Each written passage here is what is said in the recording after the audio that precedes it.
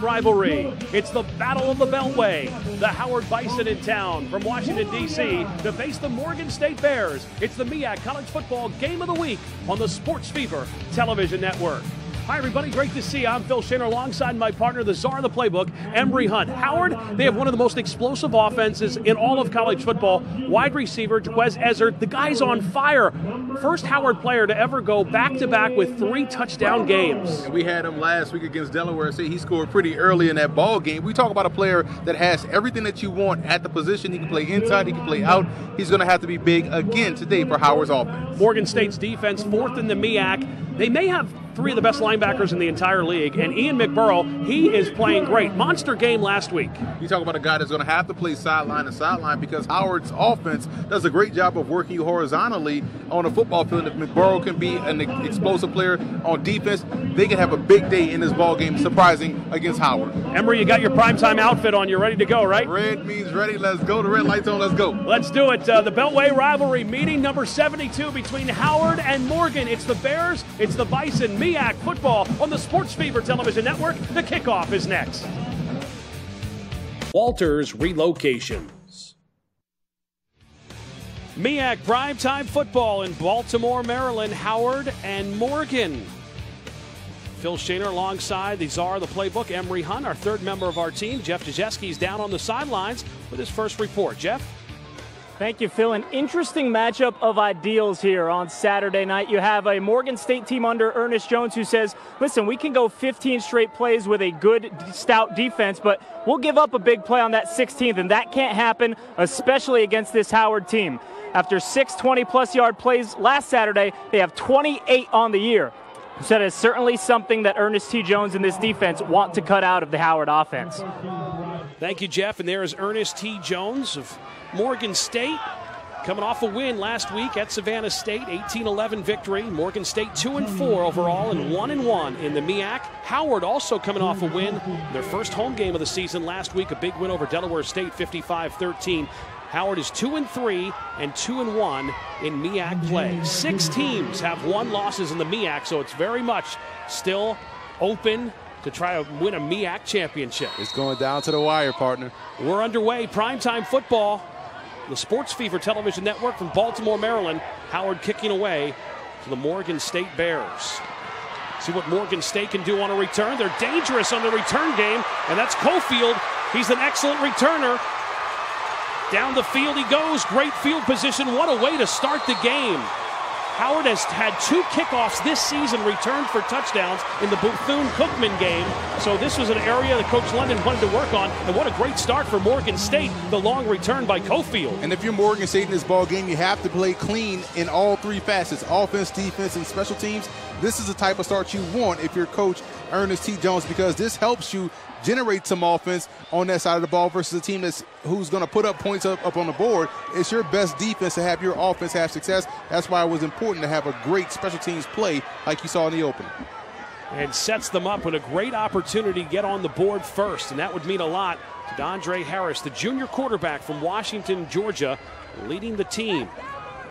Ernest T. Jones has made it clear that his team wants to run the football. That's what they want to do. The handoff straight up to Miller. Will King. It's up to the 15-yard line. A couple of injuries in that backfield to Chase and Riggins, so Will King is the guy that's going to get most of the carries tonight. Let's take a look at your Morgan State offense.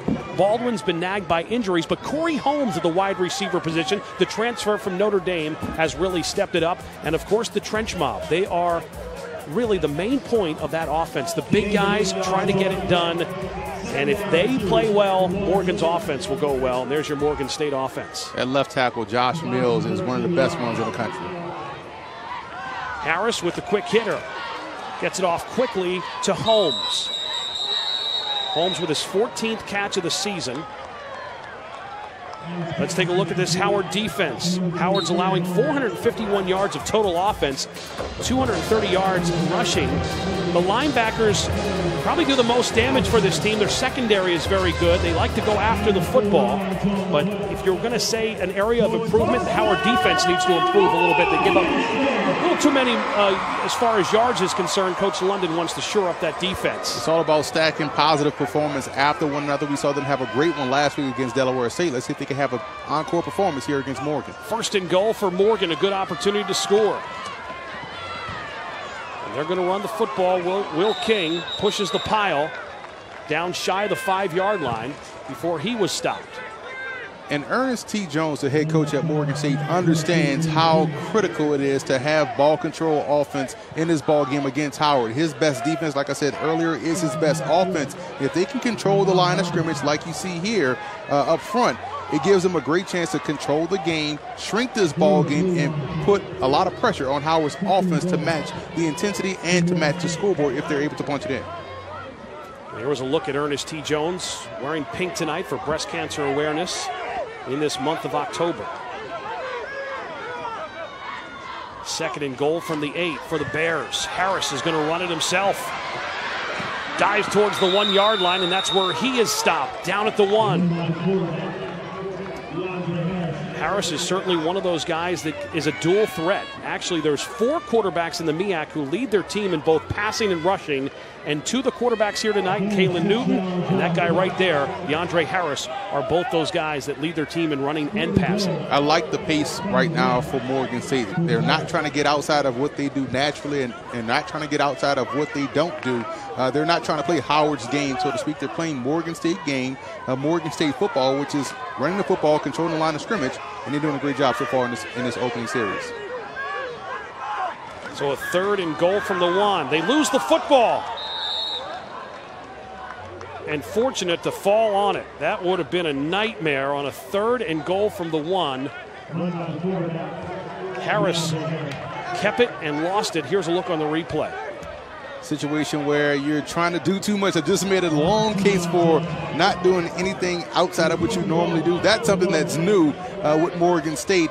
Again, you've had successes running straight, basic power plays. When you try to get outside of something that you don't normally do, things like that can happen. Alex Ray, 5 of 8 for field goals. With a short 20-yarder here, the kick is up, and the kick is good. So the long kickoff return, Morgan State puts points on the board. The Alex Ray field goal, and the Bears lead it 3-0.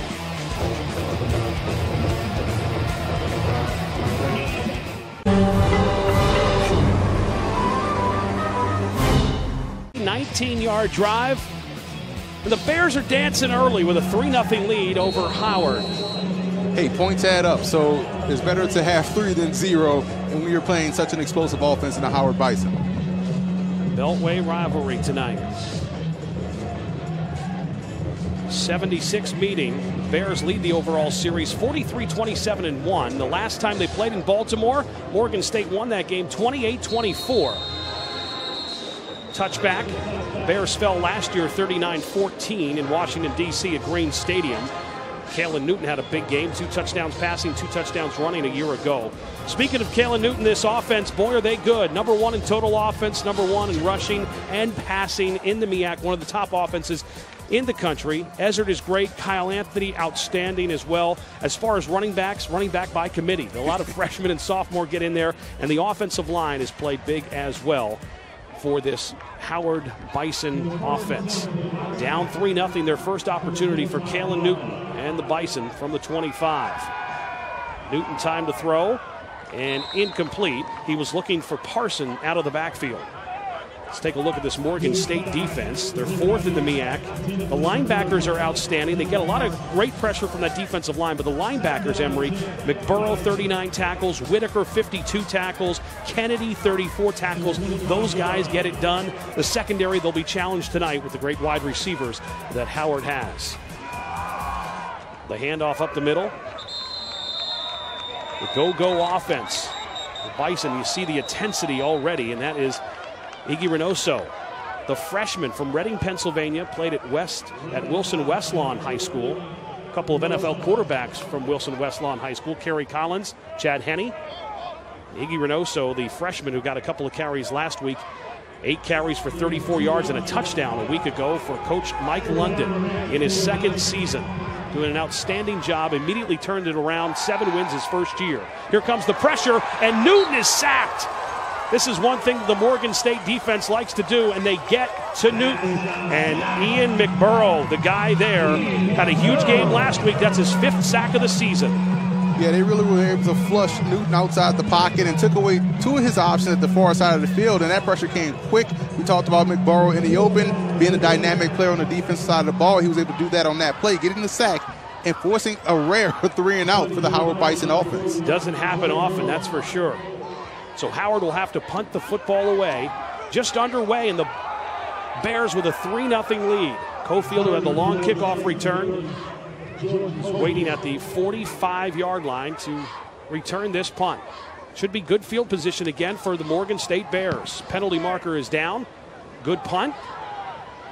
Takes a bounce at the 40-yard line, and that's where it is touchdown. A little dangerous there, but Morgan State falls on it. But there's a penalty marker down at the 14-yard line. May see a hold or something on the interior, but there was no reason for Morgan State to touch that football. It nearly cost them dearly on that particular play. Cofield had the long return to start this game. Offense, 5 in the backfield. Penalty, 5 yards, and end run. Robert Frazier, our referee, with the call there. Delta Hotels by Marriott, Baltimore, Hunt Valley, the Maryland and Mid-Atlantic region lodging headquarters, destination for visiting college football teams and fans. Right off of Interstate 83, the Delta Hotels by Marriott, Baltimore, Hunt Valley has everything you need and more. Call today or book online. The Delta Hotel by Marriott, Baltimore's Hunt Valley. Stayed there a couple of times. Some great food in that hotel. I've eaten some food there with you. We have to invite Mike London next time we're staying there. Mike London's done an outstanding job. Of course, his background was at Maryland as an assistant coach, was the head coach at Virginia, was a head coach at Richmond where he won a national championship. That's where he played football.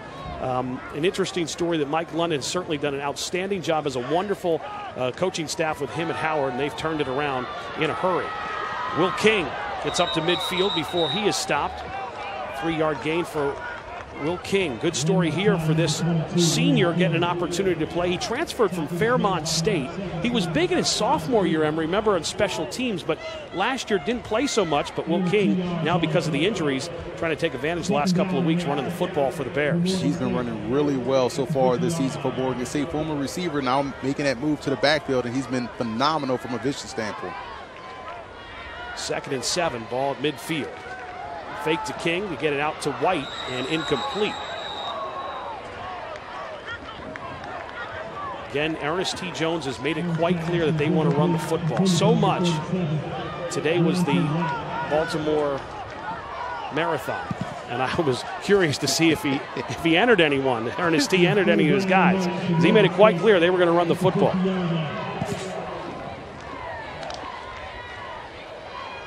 And people don't understand how critical it is to run the football, because it's not because you want to hand the ball off to the back numerous times. It's about controlling the game, and that's what you have to do when you're trying to win football games in this conference. And they're number one with time of possession in the entire MEAC. Almost 34 minutes they hold the football for in a game. Harris, time to throw. Now he's going to run. The dual threat ability has the first down into Howard territory at the 40-yard line. So a nice 9-yard run by DeAndre Harris. This shows growth right here by DeAndre Harris, because he dropped back in the pocket. Howard did a great job defensively in covering the receivers. He was trying to direct traffic, then realized he had a huge lane, put Josh Mills, the left tackle, leading the way. And he was able to pick up the first down right there, showing some athleticism and trying to leap over a defender. Morgan State with a 1st and 10, the Howard 40-yard line. Trying to take advantage of some good field position. They did the first time with a long kickoff, got the field goal. William King, he can take a hit as well. Gets through the line. He'll take that every time. An 8-yard pickup on a first down run. You see William King's toughness, standing at 5'8", 175 pounds. Listen to this hit right here, guys. It's coming right into your living room. Boom. That's what the pads are popping. You talk about a guy that's 175. Anything moving that fast is going to have power and momentum, and he was able to lower his pads, run with great pad level, and bowl over the defender, making it 2nd and short. Ty Freeland was the one that stopped him. 2nd and 2. Will King gains a yard. Bring up a 3rd and short for the Morgan State Bears. If you're Morgan State offensively, you're still playing with house money right here on 3rd and 1, because your running game is there. Your passing game can be there. You probably can even go for it on 4th down, because, again, you understand that Howard's offense is so dangerous, over 500 yards a game. You have to do your job to keep them off the field. Morgan State only 23% on third downs. That's second to last in the MEAC conference. Third and short. See if they can convert here. White gets the pass from Harris, has the first down and more running room. And down to the 22-yard line. The quick pass, that's like just a long handoff. That one went to White, who got the first down for the Bears. A good piece of running right there by Deontay White, finding that lane in between two blockers and picking up the first down. Howard's defense, which was improved last week against Delaware State, has some leakage in it this week. They have to show up. They're not playing great team defense like we saw last week against the Hornets. Will King with the handoff again, stays on his feet. Not a bad first down run. Picks up 3 yards. And even in that statement about last week's defensive effort, we saw them get moved up and down the field on by Delaware State until penalties started to take over. So this defense is still trying to find its way in week 8 in college football. Howard jumped out with 41 points in that first half, but then the second half, Delaware State was able to move the football a little bit against the Howard Bison. Kalen Newton had 5 touchdown passes last week in the first half. Harris going to throw it. Looks for White. White couldn't hold on to it. White, a Baltimore product, played at Milford Mill. Played for Reggie White. Great high school program here in the Baltimore area, but couldn't hold on to the pass. He missed King wide open, leaking out of the flat, standing by himself amongst no Howard Bison defenders. Just a missed opportunity right there for Morgan State. Here's a 3rd and 8 where the Bears have struggled on third down this year. They converted one earlier. Let's see what they can do here. 6:02 to go first quarter. Morgan State with a 3-0 lead. Harris fires, has the completion and the first down. Nice pass. And the completion to Baldwin. That's Baldwin's 4th catch of the season. A big one for a first down for the Bears. This doesn't show up in the stat sheet, but watch the block here by the running back. Getting that cut block was key because this is a short pass, a quick 1, 2, 3, and throw it out there to the corner. Great job by Will King getting that cut block, allowing Harris the time to get the football out there to convert the first. Brian Cook made the tackle on Baldwin after the first down catch. Great opportunity for Morgan State to get more points on the board. That's got to be one of the keys, Emery, to keep Howard's offense on the sidelines watching. It's the best defense you have because we know quickly this offense can go up and down the field with tremendous playmakers at all their skill positions. So I love the approach here by Morgan State. Joshua Chase in the game, been nursing an injury. Play action to him and the pass in the end zone. Touchdown Bears! Morgan State with the touchdown. Xavier Gravett, the freshman, with the touchdown grab, his second. He had his first college touchdown last week. Tonight he has his second. And this is the benefit of running the football. Everyone at that second level was sucked in on the play fake, allowing Gravett to get behind the defense. And they love this freshman tight end, man. They've done a great job in recruiting, and they want to start to open up their offense playing inside out with the tight end position. And Gravett is a key piece in helping them build toward that within their offense. Ray on for the extra point, and it's been all Bears here early. 10-0 lead for Morgan State. Harris to the freshman. Bears lead at 10-0. Play new content first on PS4. PlayStation. Television Network. Welcome back to Baltimore, Maryland. The magnificent marching machine. They have a lot to play for. The Bears with a 10-0 lead. 10-play, 52-yard drive. Harris to the freshman Gravett with a touchdown, and 10-0 for Ernest T. Jones. Trying to win back-to-back games for the first time since 2016.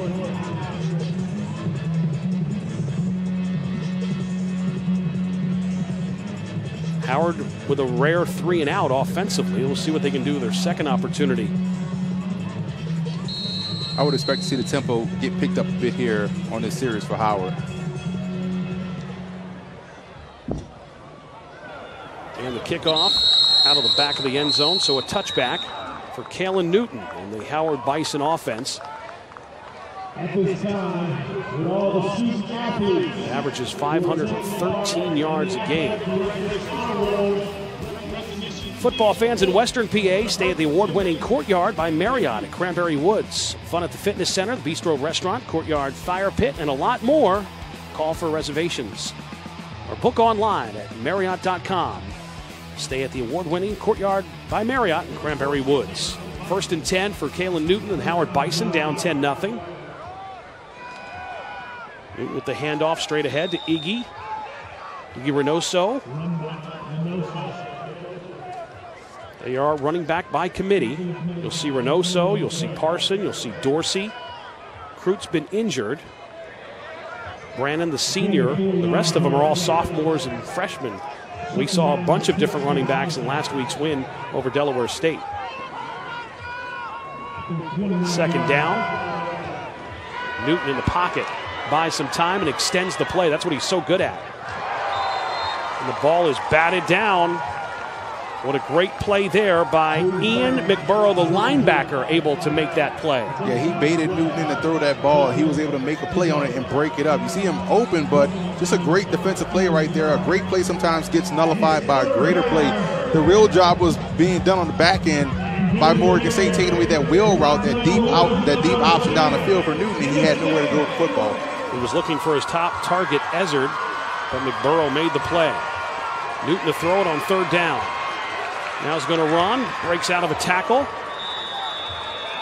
And looks like he's got enough for a 1st down. That's what Kalen Newton can do. And the play was going to break down. They had him for, that wouldn't have been a 1st down, but he was able to break a tackle and have enough for the 1st. I think people just look at the quarterback position and just see him as a QB. But when you look at his body weight, he's 6 feet, 205 pounds, and just does a great job of breaking tackles, as we see McBurrow able to bounce up and run to the sideline. But when you look at Howard's offense and you talk about those running backs and how they are running back by committee, you talk about a team that does a great job in playing positionless football. When we did the Delaware State game, we didn't realize how often they move guys in the slot or in the backfield, and all those guys were successful on that game day. That go-go offense, so many different formations and so many different moving parts of Coach London's offense. Pass incomplete. Quick hitter. The incomplete pass. Trying to get it to Justin Chaney. He had him, but you know this is a situation where you make the right read, but a bad throw. That throw is supposed to be to the outside shoulder, and that actually brought the defensive back into play to make the play on it. 2nd and 10 now for Howard after the incompletion to Chaney on their own 36-yard line. Pressure, sacked again, 2nd sack of the game, getting to Kalen Newton, and what a great job there by A.J. Agbalise with the sack, and that's his 2nd sack of the season. And he's a big-time edge rusher, 6'3", 265. He almost dropped that football right there and was able to recover it. But maybe the progression that had the running back going out in the flat wasn't in the call, but he was wide open. So you wonder what's going to go on the sideline as far as adjustments are concerned to try to find easy completions right here for Kalen Newton. Penalty marker down. That's going to be on Howard.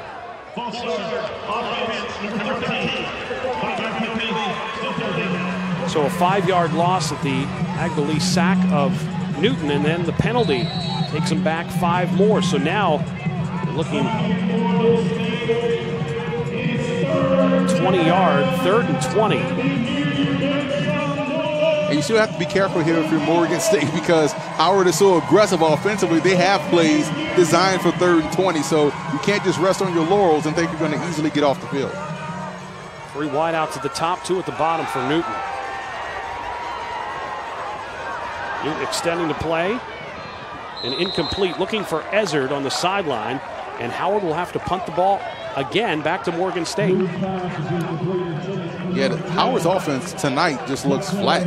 They have to really wake up and get things going. Maybe they have to go back to their ground game, maybe try to find some way to put Newton out on the perimeter in the running game to help jumpstart his game, because right now across the board they just look flat, and credit to Morgan State's defense doing a great job of keeping this offensive Howard at bay. Moore will punt the football away. Cofield back to receive the punt for Morgan State. Moore's punt bounces at the 40. Takes a Howard roll all the way back to the 20. Cofield picks it up. Now he's running and falls down at the 14-yard line. Morgan State has a 10-0 lead with 3:10 to go in the first quarter. You're watching MEAC Football on the Sports Fever Television Network. Dr. Pepper, the official drink of Fansville. Things over right now. Their offense that has been so productive, struggling here tonight early in Baltimore, Maryland in this Beltway rivalry. Morgan State has the football back with a 10-0 lead. Harris will run it. Straight ahead, breaks a tackle, and the football's free. It was picked up by Howard Bison, one of the linemen. Oh, wow, down to the 2-yard line. How about that? Agostino, the linebacker, was the one that had the ball come right to him. Almost scored it. Talk about a lucky occurrence for Howard. You're talking about jump-starting your offense. Put your defense, put your offense in a great position, a great pop on the quarterback. And Johnny on the spot is the linebacker, Jomier Augustine, with the recovery right here. Just boom! That's a great hit. And great job by Augustine chasing the play because the ball bounced right in his hands, sets Howard up for a potential touchdown. Good thing Augustine went the right way. Right? Exactly. that ball, he might have started heading the wrong direction the way that play came out. Old Jim Marshall. Harris was going to have like a 7 or 8 yard pickup on the run. That ball bounced up free and right into Augustine's hands. And now a great opportunity for Howard here. So their defense comes up and forces a turnover. Kalen Newton working with short yardage here to try to get Howard on the board. See their linebacker in there at fullback, number 24 for Howard and Kazon Pugh, 6'2", 240. Right there, you want to see Newton attack downhill to open up that window for the pitch, but he went lateral right down the yard marker. Kind of worked out for him, gets him closer to the end zone. And Newton, right behind his center, gets the push and gets in the end zone for the touchdown. Kalen Newton puts the Bison on the board. They take advantage of the turnover. Newton's second rushing touchdown of the season. Hey, however offense comes, you're happy to take it if you're Howard. Great job by their defense setting up, and they got great push up front and allowed Newton to basically walk into the end zone or fall into the end zone right from the 1 yard line on the quarterback sneak. Joseph on for the extra point. MEAC Special Teams Player of the Week. Had 2 field goals last week. This one is blocked by the Bears. The Bears will try to return it. Morgan State on the return. That's Small. Dante Small on the return. Morgan State on the return. But there's a penalty marker down at the 40-yard line. Dante Small, he has 4 interceptions and now returns a blocked extra point the opposite direction. But hold on, we'll see what that penalty marker is all about. It's down on the 45-yard line or 41-yard line. We'll see what the penalty is. That might be coming back.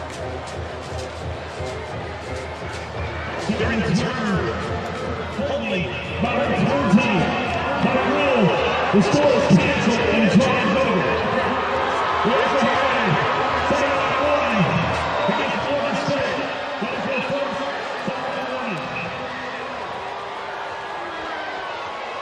Take a look at it there. The return by Small. So some wild stuff. All that said and done, the extra point is no good. It's a 10-6 game. Possibilities. What we deliver by delivering. Points. Kalen Newton, the 1 yard touchdown run. Extra point was blocked, and it's a 10-6 game. Morgan State with the lead, and they'll get the ball back with 2:38 to go here in the first quarter. Maybe that's the spark that Howard needs to really get it going defensively. They just made a defensive play. Let's see if they can come back out and make another one and really stop the bleeding from this offense of Morgan State, because quietly the Bears have been able to move the football down the field at ease against Howard. Goodwin and Cofield back to receive the kickoff. That's Goodwin. Cofield had a nice run to start the game. Stopped at the 29-yard line and a couple of penalty flags down. The You want barbecue taste you remember from home? Go to D-City Smokehouse. Dry rub brisket. Smoked for 18 hours. D-City Smokehouse can handle all your events, from serving VIP guests and Howard Athletics to serving the VIP guests in your home. DC Smokehouse, located on 203 Florida Ave, Northwest, 3 blocks from the historic Howard Theater.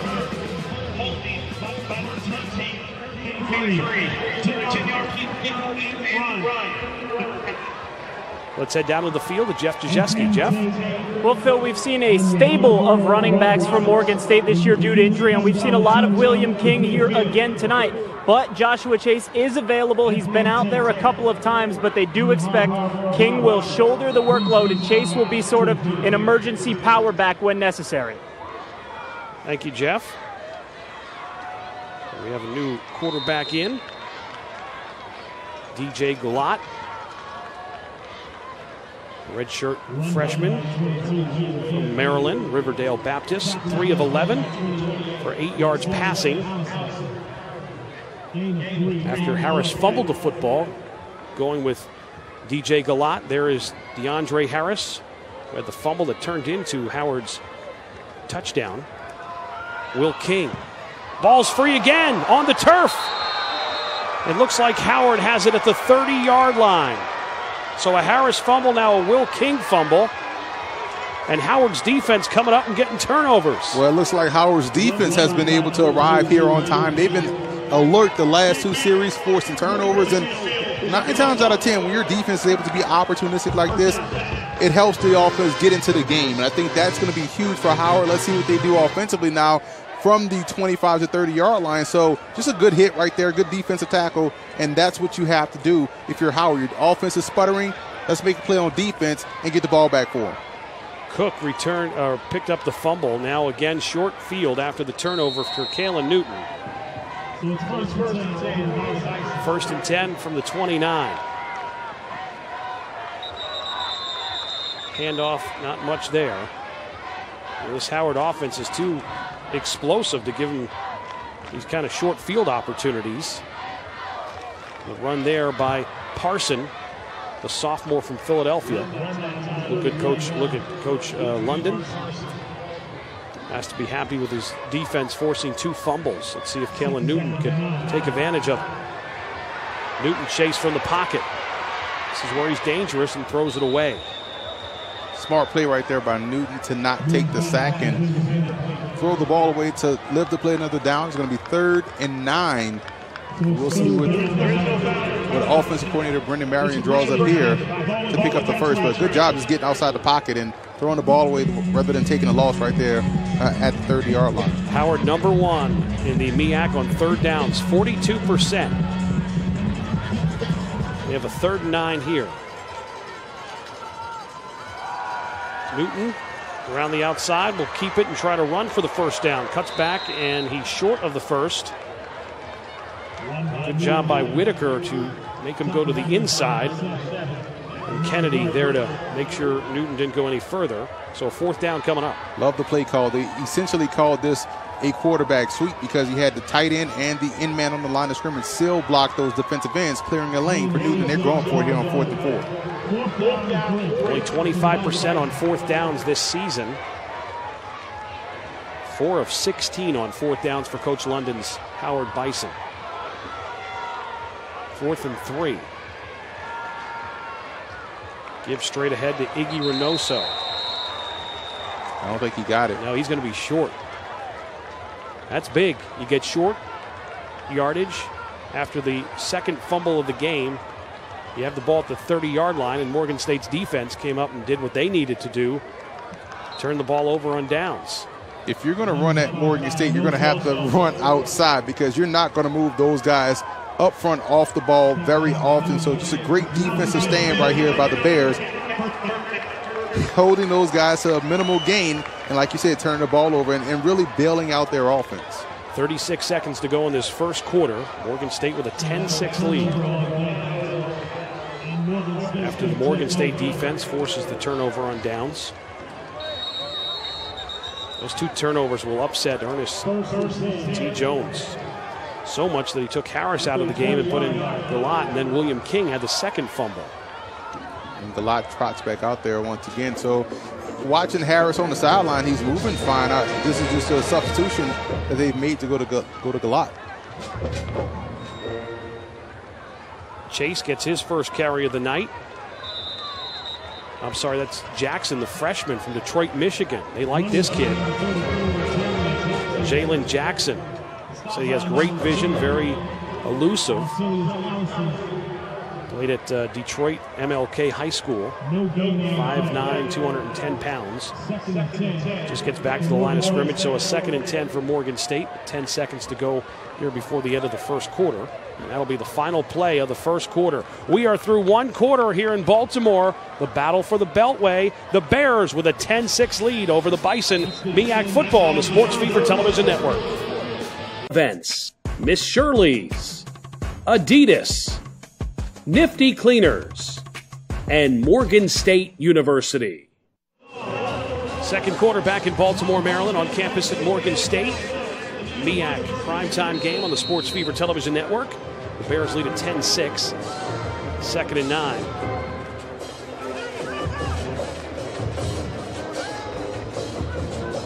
Harris back in at quarterback. Has the completion. Rivette, who has the touchdown catch, gets the completion, and DeAndre Harris back in the game. Harris hit Rivette for the Morgan State touchdown in the first quarter and hits his big freshman tight end again. He's going to be so good by the time it's all said and done here at Morgan State. Tremendous prospect coming out of high school.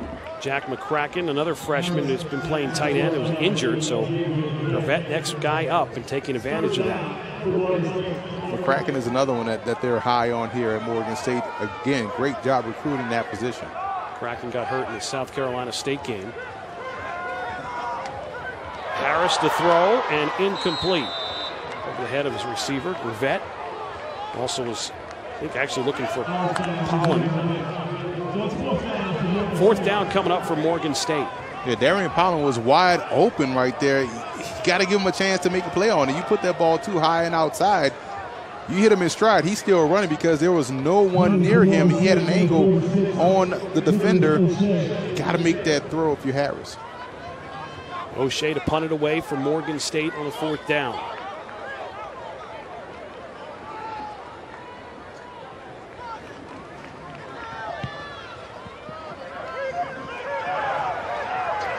Ball bounces at 40. Cambria Hotel is a proud sponsor of Howard University Athletics. The hotel is the closest to the university and offers a discount lodging rate for all Howard University events. For the preferred rate, please visit Howard Athletics site and click on the logo or call the hotel directly at 202-299-1188, the Cambria Hotel. 10-6, Morgan State with the lead.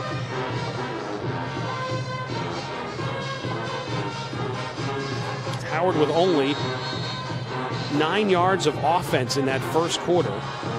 Morgan State with 90 yards of offense. That's unheard of for Howard. Time of possession, 9:18 for Morgan, just 5:42 for Howard. Newton stays alive, can extend the play better than anyone. He gets the completion out of the backfield to Parson. And Parson has the first down. There it is, extending, and giving Parson an opportunity to run for 14 yards and a first down. Yeah, Dedrick Parson was waiting out there for about 5 seconds before Newton saw him. Got him the football out in space, and when you're running back, that's all you want because you can make things happen. That was Newton's first completion of the game. Quick hitter, Kyle Anthony. So dangerous, so good. Anthony, his 32nd catch of the season. We were here 2 years ago when he had his coming out party against this same Morgan State Bear football team. 8-yard pickup. Newton throws it in the completion to Jordan Alley, who had a touchdown catch last week. And now this looks more like the Howard offense that we're used to. And look where they're finding success. Kyle Anthony, 2 tailbacks out on the perimeter in space. So again, they're working their playmakers. They're thinking plays, players, not plays, and that's why they're having success. 1st and 10 for the Howard Bison. Newton didn't have a completion of the first down. Oh, he was hit hard. He throws the football, and it's intercepted. Well, they're going to say it was incomplete. What a big hit on Newton. They're going to give him the interception right to him. Wow. Antonio McCray, big 6'3", 345-pound senior, tracked that football like a center fielder and made the interception. You're going to see a great hit coming on the outside. Rico Kennedy knocking him on his hip, and that's when you saw Newton. He knew that ball was going to be intercepted.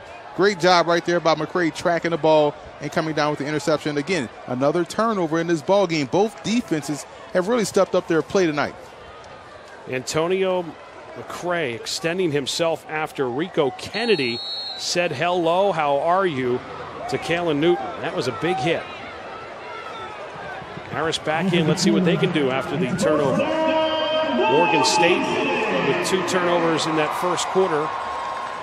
And now Morgan State's defense gets Howard to turn it over. Handoff up the middle. Not much. These two teams are rivals. This, as Coach Ernest T. Jones said, this is a recruiting game. You win this one, because they recruit the same area. Washington's only, right down the Beltway.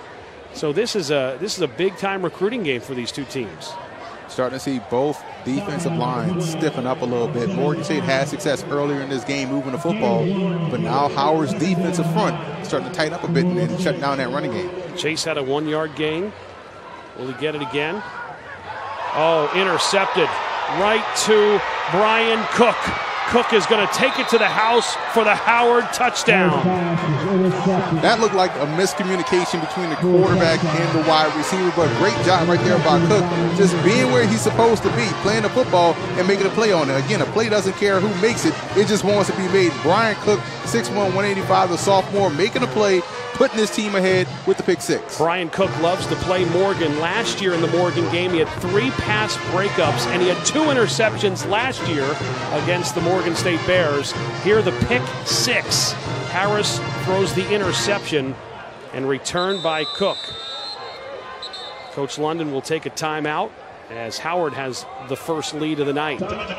So a lot of turnovers by both teams tonight. If you're head coach Mike London, a former defensive guy, you have to enjoy what your defense is doing right now. After the first 2 series of this ball game, his defense has tightened up. They've turned the ball over, and now they've scored a touchdown. And we'll step aside with 12:06 to go, second quarter, 12-10 Howard.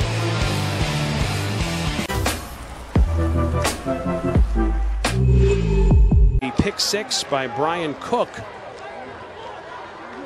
Cook's first interception of the season. Andre Harris's 7th time he's been picked off this season. Joseph's extra point gets blocked again for the second time. How about that? It's deja vu. Could Morgan State return it this time down the sidelines? Still going, but then tackled. So back-to-back blocked extra point attempts. Wow, what a strange game it's been here tonight. There's the Cook pick 6. Howard has the lead, 12-10. We'll be back from Baltimore. Even you. Rated PG-13. Experience it in IMAX. Taking advantage of all those turnovers. The only thing is they can't make an extra point. Joseph's 2 extra point tries have both been blocked. They're jamming down there, man. Good night to dance on a Saturday night, but the Bison have their first lead of the game, 12-10. Fair catch called for at the 5-yard line. So with the new college football rule, that's going to bring the ball to the 25. Let's head down to the field to Jeff Jajeski.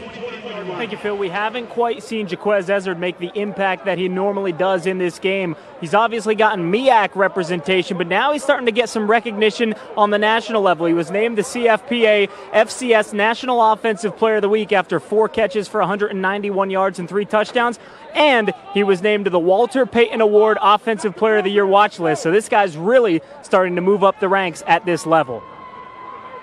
Thank you, Jeff. He even had a catch that made the SportsCenter top 10, the one-handed catch against Bethune-Cookman a few weeks ago. Set the new school record for receiving yards. He had 223 yards against Ohio to start the season. 223. And Morgan State has the football now, and they got to stop turning it over. 3 turnovers.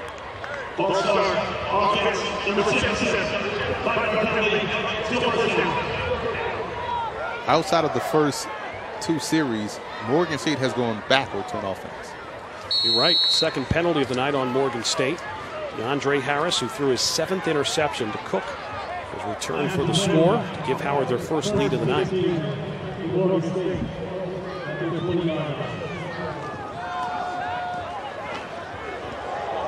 Big hit there by Joshua Chase running the football, and took a big smack by that Howard defense. Joshua Chase, question if he was going to play tonight. He was a little banged up. Chase gets the carry here. Big pop by Allison, the linebacker from Durham, North Carolina, his 31st tackle of the season. 3rd down. I don't know if Harris made the right choice on the read option there or not. Gave it to Chase. Fumbling the football to do that to you, man. You want to minimize all risk possible. That is a play he should have kept. You see him coming outside. No one was on the perimeter. He'd still be running. Read option, made the wrong read. Gave it to Chase up the middle, and now a 3rd down. 3rd and long is not where Morgan State wants to be offensively. Their passing game isn't there as yet. They want to keep this 3rd and manageable. Let's see what they dial up here on this particular play. Morgan State 3 of 4 on 3rd downs tonight. The completion to Holmes. He's dangerous. Gets the 1st down. So Morgan State doing a great job on 3rd downs here tonight, yet they convert another one. They only were 23% on 3rd downs. Corey Holmes, he's a guy that they believe can extend things. Run after catches is something that Corey does great. That does a great job right there converting on 3rd down. Again, think players, not plays, and you have success. Morgan goes back to running the football right up the middle across midfield. Joshua Chase. Chase came into this game 215 yards on the season. Ernest T. Jones, who's made it clear that Morgan State is going to run the football, and I don't think his players believed him, but they believe him now because coach has not gone away from that, not strayed away. Chase gets it again, follows his blocks, and gets across the 45-yard line to the 44. 3rd down coming up. And this is going to make it 3rd and short, but you notice the pace that Morgan State is running with here ever since the 1st down by Corey Holmes. And what I like about this is the fact that they're getting back to what worked on that first series when they had success moving the football down the field against Howard. So running the football, taking your time, getting the right play call, that's going to be Morgan State's offense. That's going to be their plan for success tonight. 4 or 5 on 3rd downs, and another 3rd down coming up for Morgan State, 3rd and 4. Not much there at all in that straight run up the middle. Well, one thing you could say about this running game, as Chase made the run, Morgan State has not had a running back or anyone rushing the football for a 100-yard game this season. The closest was Harris had 99 yards rushing against Albany earlier in the season. Yeah, and that play call on 3rd down lets you know that they're probably going to go for it here on 4th down. They're sending the offense back out there. So we'll see. Again, 9 times out of 10 when you're going for it on 4th down, your 3rd down play call is one that you let it be known that you're going to go for it here on 4th. 3 of 8 on 4th downs in the season. A 4th and 2 coming up from Morgan State. Harris will keep it himself, has the 1st down and more. Now to the 31-yard line, so Harris with the right read on the option there, keeps it himself and scampers for a 9-yard pickup and a 1st down for DeAndre Harris. Yeah, that was a quarterback power. They pulled 2 linemen, getting him to the outside. You see him hold that football high and tight right there, not trying to fumble that one, but that's a huge conversion here from Morgan State because it keeps the clock rolling and it allows them to stay on the field to probably get points to put them in the lead. 1st and 10. The Bison 31. Chase gets the handoff, breaks the tackle, still on his feet, falls forward down to the 26-yard line. Pickup of 5 yards, not a bad run. It's going to be a free play for them because Howard was offside. So you want to take the penalty and keep the down and have it 1st and 5. Robert Frazier, our referee tonight, has the call for us. Offsides, defense.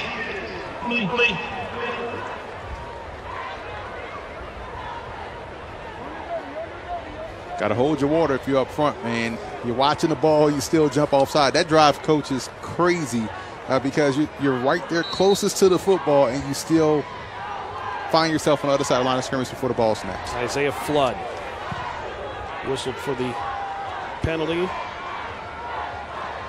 Chase bounces off a tackle. Good tough running. They weren't sure how much he was going to be able to play with that injury, and picks up another first down up to the 20-yard line. So Joshua Chase coming in and feeling good and running tough, breaking tackles. Well, you see orange on white up front. Everyone was blocked up front, which allows Chase to have a lot of success running football. So the French mob starting to play very good football here on this series. Harris will keep it himself, gets back to the line of scrimmage. Second down coming up. Good containment by the Howard defense. When you slow read that zone read or read option, you really invite a lot of pressure. The snap right there was high, so it threw off the timing, but you saw quick penetration right there by Howard's defense. Again, when you're trying to slow read it, sometimes it worked, but that right there is a little tough to play when you're playing against a speed defense like Howard. Freeland made the stop, and you look at Allison, the linebacker, playing big, getting in that backfield. 2nd and 10 from the 20. Harris to throw. Incomplete. Looking for his intended receiver down at the 10-yard line, and that was Baldwin. An incomplete pass by Harris. And he took a shot right there on that throw. And again, this is where Morgan State has a lot of growth to make. He made the right read. He saw the free blitzer, so you just want to throw the football where that guy just vacated. But you have to be able to step into that throw. But it was tough to do because of the pressure came so quickly. But that pass has to be a little bit more accurate if you're Harris. But again, Howard dials up these zone blitzes and these quick schemes to where they can frustrate your passing game. They're doing a great job of doing so tonight against the Bears. The pressure came from that linebacker, Allison. 28 was in Harris's face quickly. 3rd and 10 for the Bears from the 20. The completion to Holmes.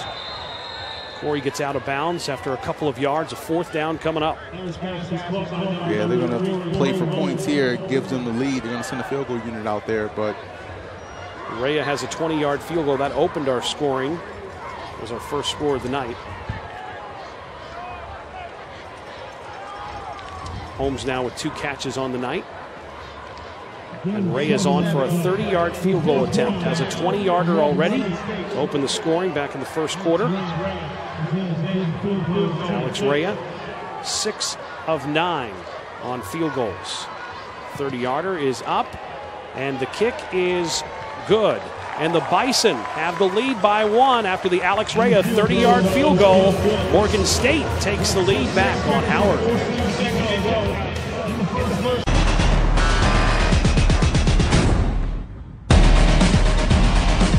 It's hard to stop a train. Morgan State retakes the lead. 12-play, 62-yard drive. Took 5:24 off the clock. Alex Rea with his second field goal of the night. 30-yarder. Morgan State with a 13-12 lead, visiting Howard Bison. Last time Howard played here in Baltimore 2 years ago was a wild game. The Bears won it that night, 28-24. Rea's kick, touchback. Clarion Hotel Inn and Express Suites is an outstanding new hotel just off of exit 62 and I-80 in Clarion. Free high-speed internet, a full breakfast buffet, indoor pool, fitness center, and more. Call for reservations. The Clarion Hotel Inn Express, your Sports Fever television headquarters. Call the number on your screen to make a reservation today.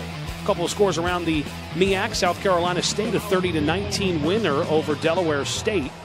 North Carolina Central, 36-6 over Norfolk State. North Carolina A&T beat Bethune-Cookman 35-10. Those scores around the MEAC on this Saturday. Penalty marker down, going to be a face mask on Dorsey's run. Dorsey from York, Pennsylvania, York High School, the freshman. It's the MEAC Rookie of the Week a few weeks ago. After his efforts in the North Carolina Central game. Personal foul. Defense, number 31. 15-yard penalty. Take a look to see if you could see Morgan State's 3rd penalty of the night. Right there, the face mask. Got to play smart. Can't give up cheap yards to an offense like this.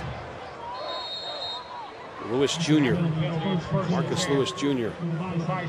flagged on the face mask. Let's head down to the field to Jeff Jajeski. Jeff? Guys, the last time the Morgan State defense was on the field, Rico Kennedy forced the pressure that forced the interception. What a story Rico Kennedy is. An offer from Army out of high school in Fort Lauderdale. Went to Army for 1 season before heading home for personal reasons. After transferring to Morgan State, one of his best friends and teammates at Army, Brandon Jackson, passed away in a car accident back in 2016. When that happened, Rico said, "I'm going to change my number." Wearing 46 his whole life, he changed it to 28, saying, "I'm going to honor the legacy of Brandon Jackson by wearing that number 28 as long as he plays football." And guys, he's doing a pretty good job on the field of honoring his lost friend. Rico, the team's leader tackler last year, 70 stops. He had 19 and a half tackles for a loss. That was third in the entire FCS last season. Rico Kennedy, a big-time player. Second and long for Howard after a penalty on the Bison. Newton with the pass completion to the 45-yard line. And that's Kyle Anthony. Anthony with his second catch of the night. 33rd grab of the season. Watch this throw and watch this catch by Kyle Anthony. Great rainbow throw, but you see right there, that's what we saw 2 years ago here in this stadium for Kyle Anthony, a guy that's just a savvy route runner, using his body as a shield defender, going up at his highest point, using his hands to haul in that reception. So a 3rd and 9 for the Bison. Newton, pressure again. He's been sacked twice. He's going to run, looking for the first down. Has it. Has the first down, brought down by Whitaker, but not after a 14-yard pickup by Kalen Newton. This is a great job, Houdiniak. Amir Lewis didn't block anybody on that play. Newton's looking like, hey, man, pick up that orange shirt. But he didn't, and that's the guy that ended up making a tackle. But great heads-up play right there by Kalen Newton, getting out of a jam and picking up the first down. Did the old lookout block. Look out. Right, exactly. 1st and 10 for the Bison. Kalen Newton working in Bears territory. Down 13-12. Wild back and forth game tonight. MEAC primetime game on the Sports Fever Television Network.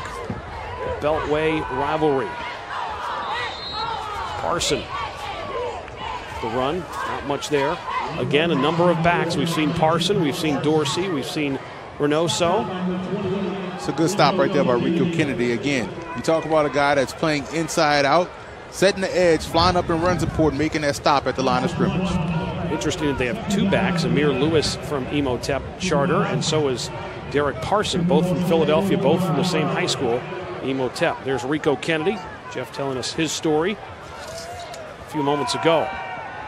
2nd and 11. Newton's pass, incomplete over the outstretched arms of Kyle Anthony. And on coverage was Dante Small, who has 4 interceptions. Small had 3 interceptions against Vinny Testaverde's son, Vincent, the University of Albany. 3 interceptions in one game a few games ago. And he has 4 interceptions, which he has him tied for number 2 in the FCS. 4 picks for Dante Small, the sophomore from Union, New Jersey. 3rd down for Newton. Pass complete to Ali. I just love the way they get their backs out in the passing game. When Morgan State is shutting down the run, Howard has decided, you know what, we're going to utilize our backs to our advantage and win those one-on-one matchups on the outside. They feel as though they have the advantage on the perimeter with their backs against those linebackers, those over-aggressive backers of Morgan State. But see right there, good block by Kyle Anthony, and good job right there getting the football out in space, your tailback, and making plays happen. Holly with a 9-yard pickup. Let's see what the Bison will do here. It's a power set right here. Newton will pull it, run the option, and the nice pitch to Reynoso. He moves the sticks. Nifty play there. They had a couple of options, right? You like that set. I love it. It's a power set, man. It's probably their big Bison power formation. When you see him attack downhill in the option game, we saw that on the far side of the field. He went laterally, but here he attacked downhill like he's supposed to, which opened up that pitch window. And that's why we're able to gain 11 yards on that play. First down for Howard. Give straight ahead to Pugh. Pugh's a big boy, man. He is, from Aliquippa, PA. Transferred from Pitt. Now, he's listed as a linebacker, but they use him in the backfield a lot, man. And you see right there running angry and breaking tackles. So Howard trying to regain the lead. One little option pitch. What a play. Very close to the end zone, and touchdown, Howard Bison. They give it to the senior. Brannon with the touchdown. How many different guys do they have to attack you? And he is the veteran of the group. Exactly. The only senior. Everybody else is the young freshmen and sophomores, but Barron on that option pitch walks into the end zone. Savvy play right there just to get down low quickly and get into the end zone. Now, we saw him get mop-up duty last week against Delaware State. Now seeing him get regular formation plays in the middle of the game, and he's paying off big by scoring a touchdown, putting them back in front. Brannon takes the pitch from Newton and puts the Bison back on top. So they're going to take a look at it, and they're going to review this. So the review referee tonight, Dwight Pitty Ford, will take a look at this play. So they're looking at what you are seeing. Emery, what do you think? Extends?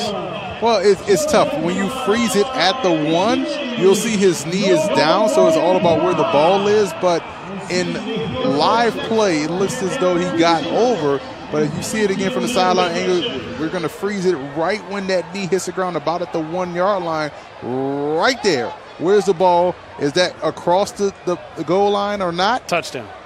It's going to be a tough call.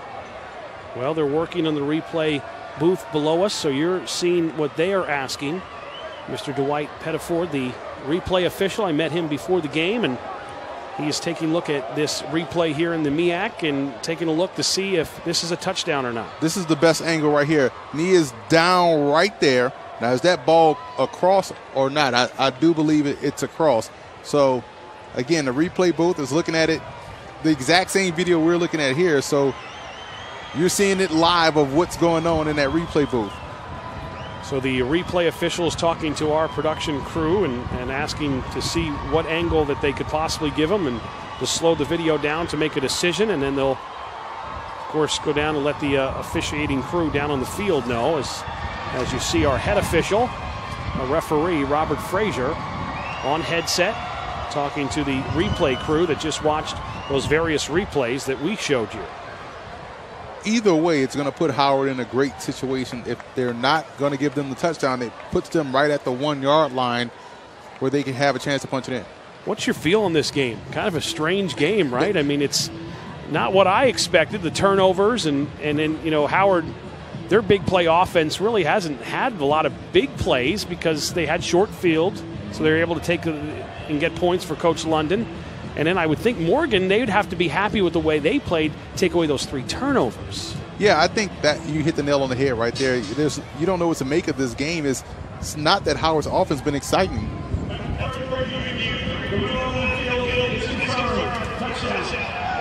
So a touchdown for Brannon, the senior, his first rushing touchdown of the season. Howard Bison retake the lead. This is where it's been interesting. They've had 2 extra points blocked, so Coach London, as smart as he is, we're not going to try that anymore. Smart man. So they're going for 2.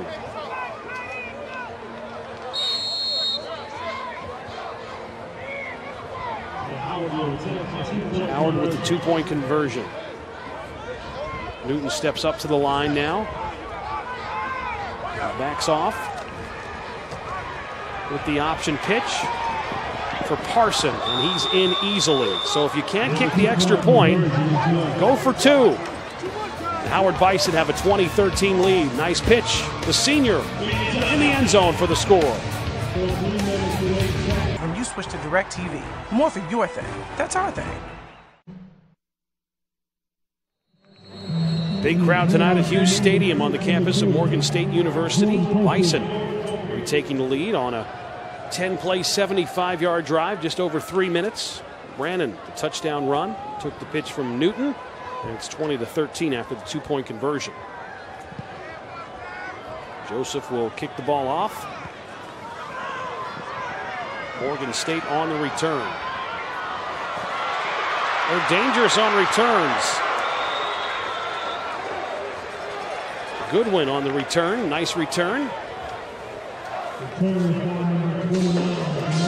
They've had a lot of success there tonight in the kickoff return department. We saw them open the game with a big-time return. Here's another one, setting their offense up nice in a great spot.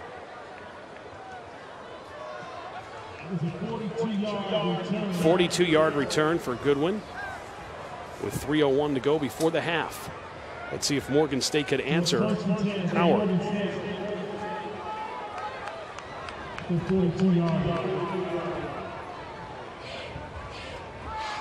Harris from the 42 will throw. Dumps it off, has the completion to White. White has some running room. Still on his feet.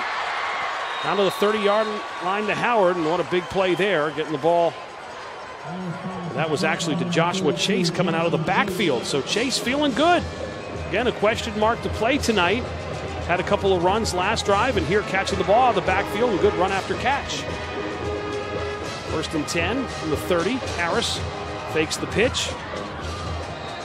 Picks up 8 yards on the run. That's 2 big chunk plays right there on this drive by Morgan State. You saw Joshua Chase is standing all alone in front of Harris. Dumped him the football. He was able to get those big yards right there. You see Harris once again protecting the football high and tight and picking up 8 yards here on 1st down, making it 2nd and short. Offense is cooking right now for Morgan State. Harris has 1 fumble tonight. Joshua Chase right side. He's going to go to the end zone. Touchdown, Morgan State.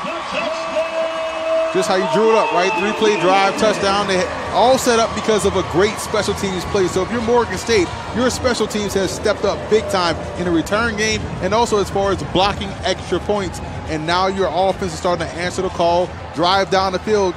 Josh Chase has done a great job on his drive, catching the football, now running it in for a touchdown and potentially tying this ball game. 22-yard touchdown by Joshua Chase. And now Morgan State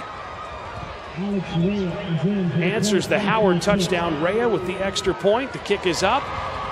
And the kick is no good. The extra point no good for Alex Rhea. What a wild game it's been tonight here in the first half. And that kick went wide left. And the wind right now is starting to whip around the stadium going left. So maybe the wind pulled it away from the upright, but you still have to make that extra point because that ties the ball game. What a quick response by Morgan State's offense to go right down the field. Joshua Chase with a 22-yard field goal, but unable to tie the game with the Alex Rhea miss. Delta Hotels by Marriott, Baltimore Hunt Valley, the Maryland and Mid-Atlantic region lodging headquarters destination for visiting college football teams and fans right off of Interstate 83. The Delta Hotels by Marriott, Baltimore Hunt Valley. They have everything you need and more. Call today or book online for a reservation. Look at the Morgan State sidelines after the Chase 22-yard touchdown run.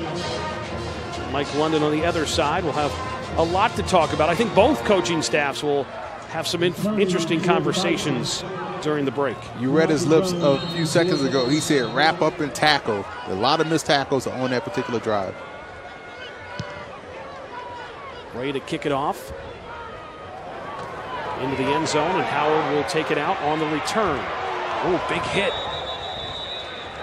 after the return by Jones. Now the teams get into it. Did you like playing on special teams? Only as a punt returner. That's about it. Could be dangerous, though, right? I mean, you're running. You don't know where bodies are coming. You don't know where blocks are coming. But as a city guy myself, it's always about the chaos. I love chaos. Take a listen here. Big hit. It's a big hit right there by Morgan State.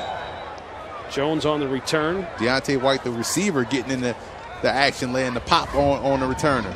But, yeah, I love chaos. Chaos is huge, especially when you're trying to break tackles and make guys miss. There's no better situation of chaos on the football field than a punt return. That's why you're in television. There's a lot of chaos here. Newton's pass, complete far sideline to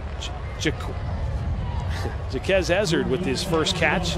Ezzard, 4 catches last week, 3 of them were touchdowns. As I mentioned before, the first Howard player to have back-to-back 3 touchdown games. That was the best throw of the night by Kalen Newton. 2nd and 1. Straight ahead, Howard with the first down run. 1:47 to go before the half. Stop made by Whitaker. Reynoso on the carry. Enough for the first down. Howard seems content here with the clock running down. They're slowing the pace down, just trying to take this to halftime. Unless they get a big chunk play, then they'll speed it up. 1st and 10 for Newton. Here comes some pressure. Steps up in the pocket. Now rolls. Wow. Should have been tackled for a 3-yard loss, but Kalen Newton has the ability to turn that into a positive play by Kalen Newton. What a stiff arm right here by Newton. You're going to see him just sprint down the sideline and just stiff arm the defender and pick up extra yards and get out of bounds, which was outstanding because it stops the clock with 1:20 left in the half. 4-yard gain by Kalen Newton. 2nd and 6 for Howard. A 1-point lead.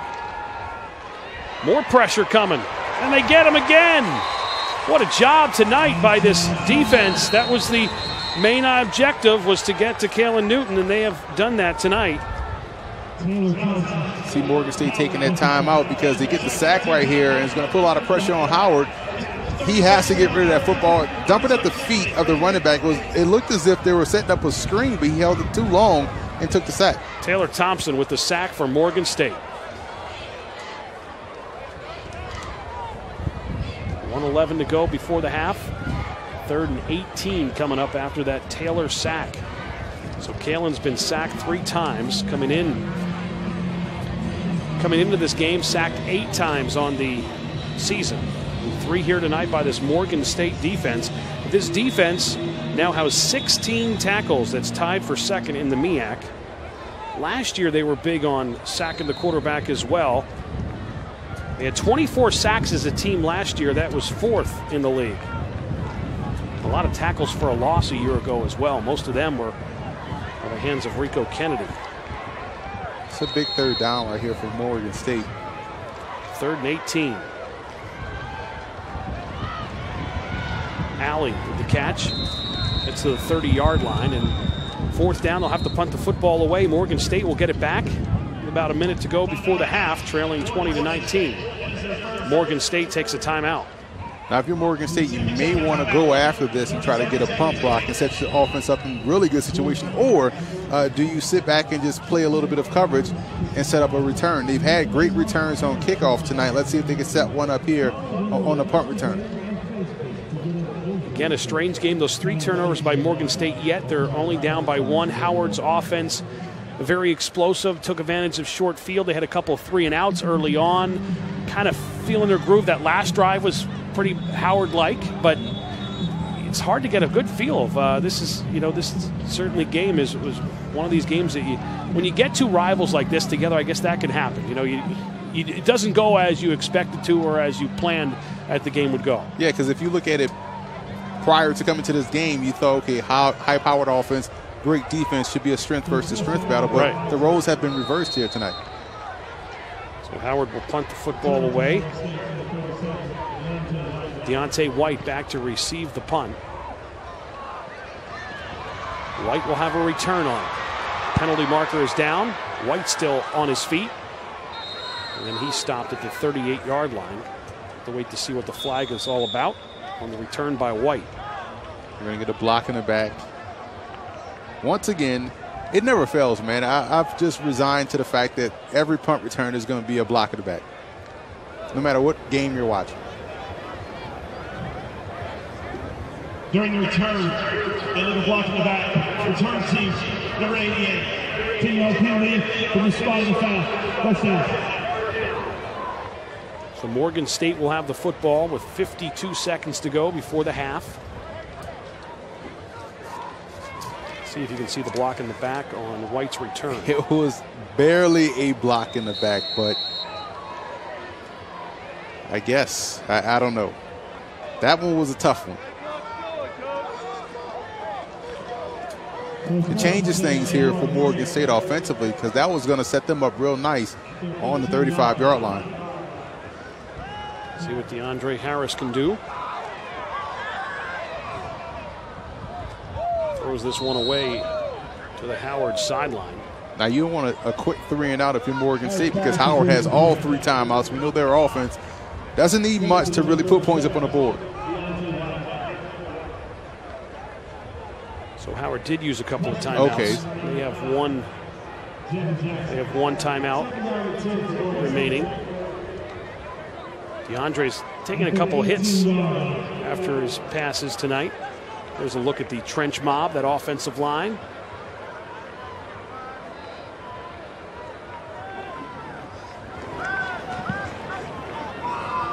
Harris almost had his second pass intercepted. Of course, Cook had a pick 6, and there was almost the second interception. Allison's all over the place. He's a guy that really active at the linebacker position, but always seems to be around the football and around the play. 6'4", 235. When you have height and length like that, you can eliminate passing windows, and that's exactly what he did there.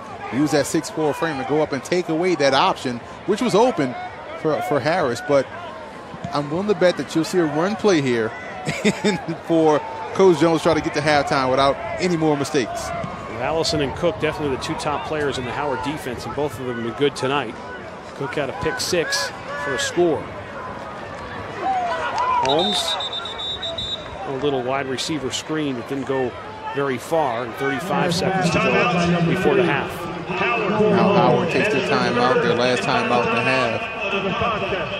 Try to set up either a block or a nice return here, but just great team defense right there. You see Allison once again, that 6'4" frame, just getting in there and being an active linebacker. That's what you want to see at the second level, and we talked about this in the Delaware State game, that Howard has some length and athleticism at the second level, and those linebackers are really aggressive. Declaration craving pizza? Well, you go to the neighborhood pizza shop, using only the highest quality local ingredients. Declaration provides guests and the best gourmet pizza you're going to find anywhere. Gluten-free, vegetarian, meat lovers. Declaration meets all your pizza needs, alongside delicious salads and starters. Join them for a weekday lunch, a Sunday brunch, or a dinner or happy hour, Monday through Sunday. Located at 804 V Street, just a few short blocks from Howard University campus. Pink out tonight for the coaching staff from Morgan State. Breast Cancer Awareness Month. 4th down, Morgan State will have to punt it back to Howard. 34 seconds to go before the break. Fair catch called for. The 39-yard line. Freeland back to the fair catch on the punt. Alex Rea has a couple of field goals. Harris hit Gravett, the freshman, for a touchdown pass.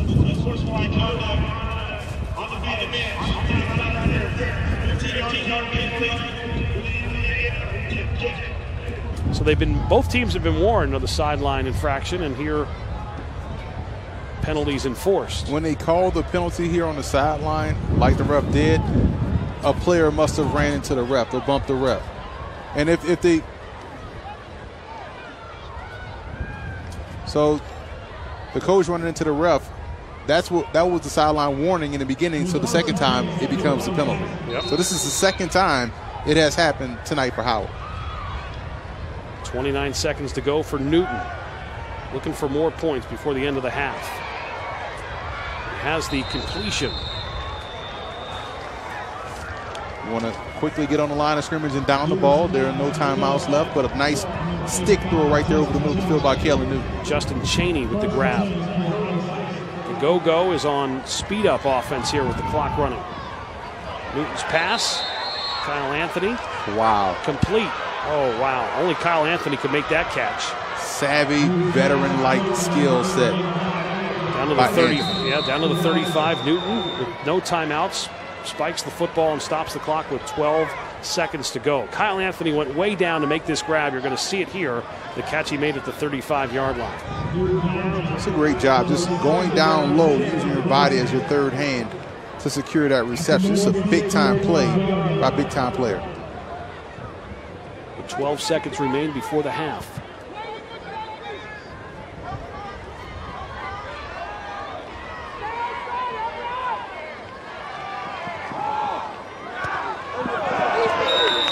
In and out of the hands of Parson. He was trying to quickly turn around before he secured the catch, but you like how Newton has managed this situation. This was under a minute when he got the football. He has marched these guys down the field and potentially put them in range to kick a field goal to go into half 23-19. So we'll see how this plays out, but I've been very impressed with the calm of his demeanor here on this last minute of this quarter. Third down with 35 and 9 seconds to go before the half. Newton has the completion to Anthony. Going to see them quickly down it and get that field goal team out there ready to kick it. Newton spikes it. 2 seconds remain, and we'll have Joseph come on for a field goal attempt. Joseph 2 for 2 last week with field goals. 39-yarder and a 30-yarder a week ago, as long as a 37-yarder. They're going to go for it. They don't want any more mistakes potentially from a block kick or anything to give Morgan State some confidence, so they're going to put this one in the end zone. They had 2 extra points blocked. That'll change your decision making. Joseph was the MEAC Special Teams Player of the Week with his 2 for 2 performance and all those extra points he made last week. Final play of the first half. Newton sacked. No, he's still on his feet. Spins away. There's a penalty marker down. The pressure was there. Fatajoma, Chris Fatajoma was there.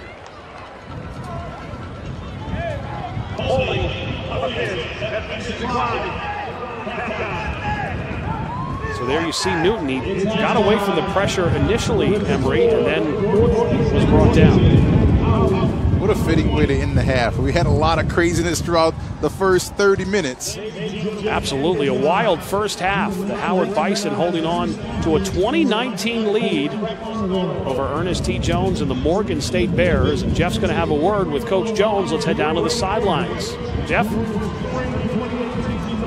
Coach, a back-and-forth first half. They're right in the game despite the 3 turnovers. What's your assessment of the play in the first half? We're doing a terrible job of coaching. Worst coaching debut that we've done all year. What can you do then? What can you and your staff do here in the locker room before the second half to make that adjustment?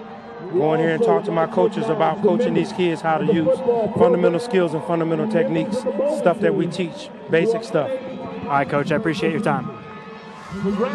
Coach is not happy with his performance of his coaching staff. He's going to try to coach him up here at the half. It's a MEAC primetime game on the Sports Fever Television Network. Howard Bison with a 2019 lead over the Morgan.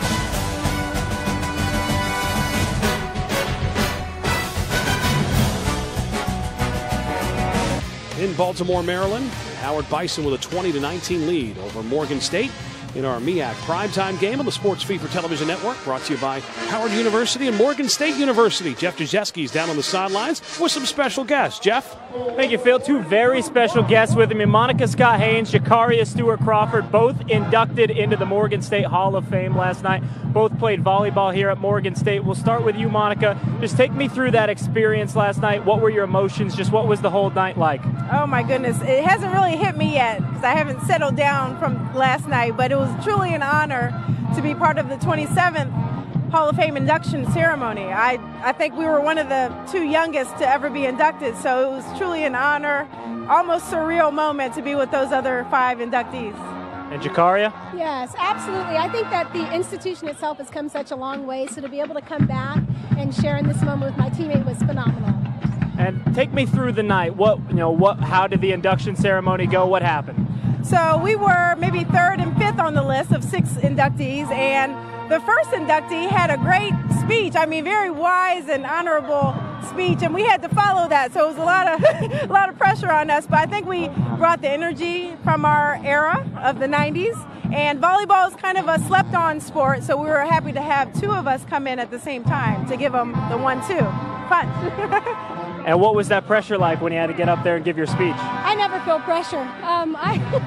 I really just enjoyed having conversation with folks, and that was really the opportunity, was to have a conversation with people that I feel like I've been in touch with forever, and just kind of share the excitement and the importance that the foundation of this university sets for athletes and for students all across the United States.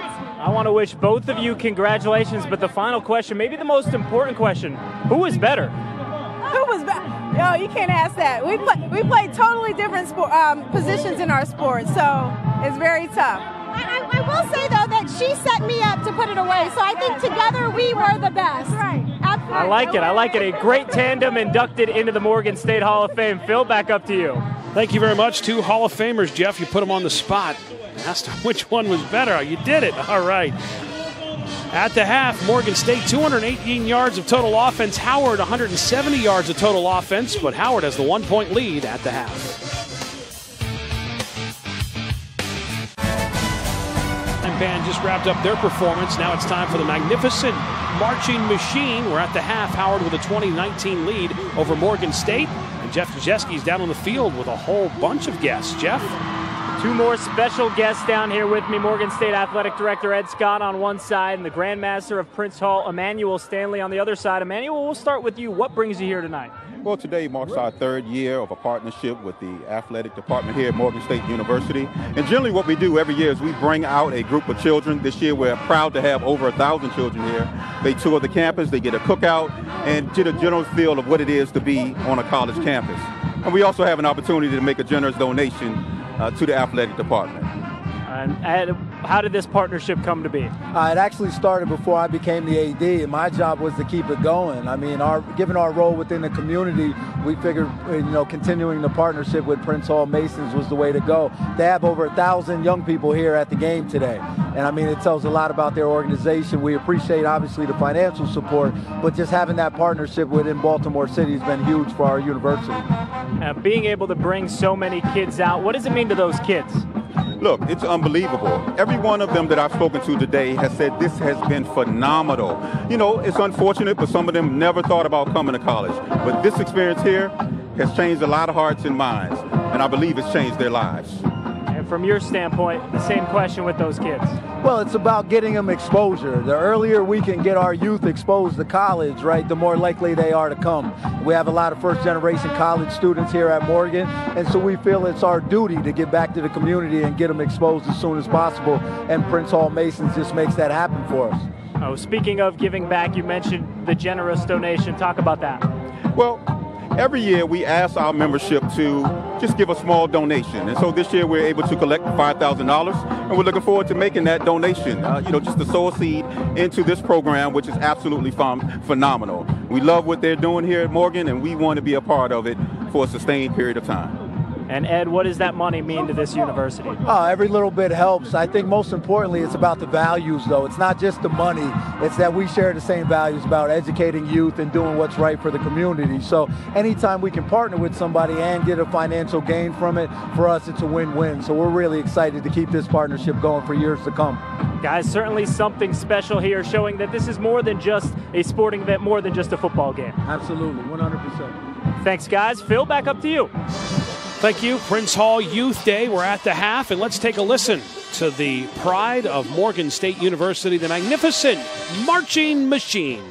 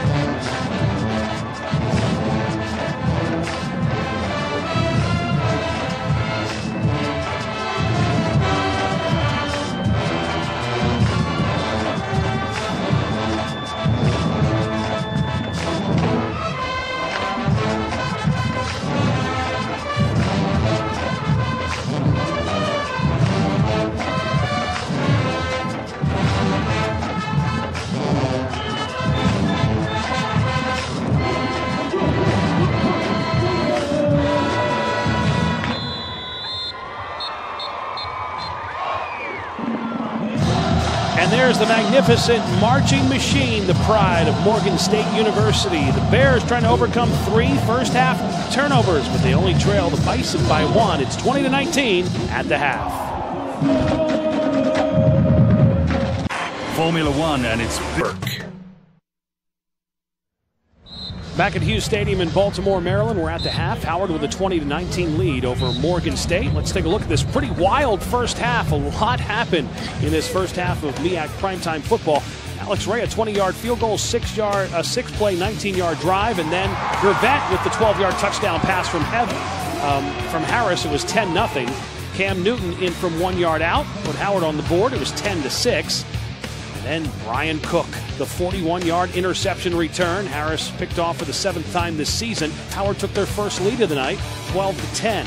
Alex Rea put the Bears back on the board, 30-yard field goal, made it 13-12. And then Barron takes the pitch, 13-yard touchdown run, make it 20-13. Morgan State would answer. Joshua Chase, 22-yard touchdown, 3-play, 58-yard drive, and that's where we are at the half, 20-19. As far as the first half stats, Morgan State, they want to run the ball. Ernest T said that, and they are. 120 yards rushing compared to just 44 for the Bison. As far as passing, Kalen Newton, 126 yards through the air. The Bears, 98 yards. Turnovers, the big story. The Bears with 3 of them, the Bison with 1. Penalties, 5 for Howard and 4 for Morgan. Time of possession went to Morgan State, 17-49 compared to 12-11 in the first half. Second half should be entertaining. It's a 1-point game. The battle for the Beltway on the Sports Fever Television Network between Howard and Morgan State.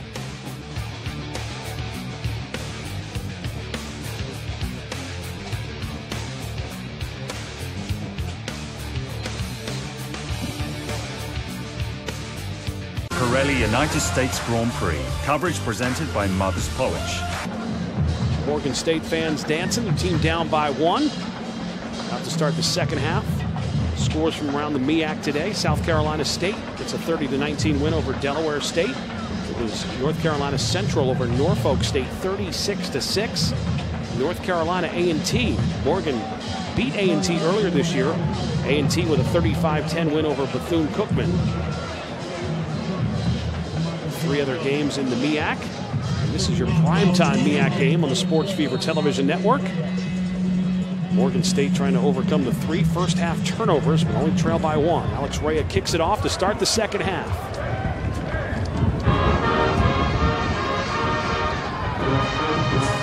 Return. Jones. That's where Kalen Newton and Howard will have the football. Let's check in with Jeff Jazeski. Jeff? Phil, we heard from Coach Ernest T. Jones going off from halftime. I just got a chance to talk to Coach Mike London, and he said, listen, on offense, we just need to execute. We need to give our quarterback some time. Defensively, we have to stop their quarterback from making plays with his legs. And he said on special teams, we got to get some better snaps and some better execution on our kicks. He said that's the key word. It's all about execution here in the second half. He said all those mistakes, and we still have a 1-point lead. So we just have to play better, and we'll come away. Thank you, Jeff. Kalen Newton, 10 of 18 for 126 yards. He was sacked 4 times in that first half.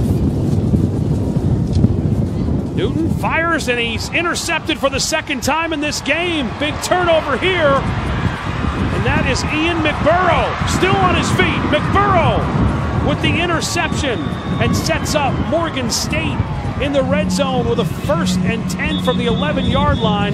Ian McBurrow, we featured him at the top of this game, and he's played big at the linebacker.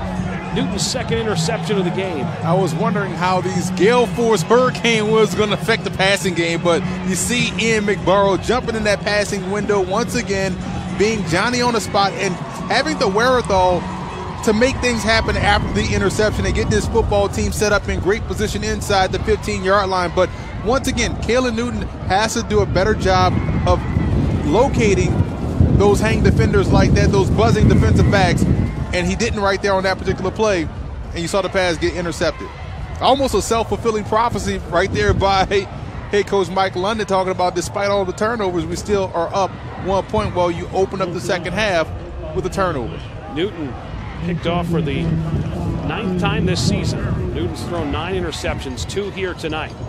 You're concerned how the wind would affect the passing game. You almost had your partner blow off the roof here.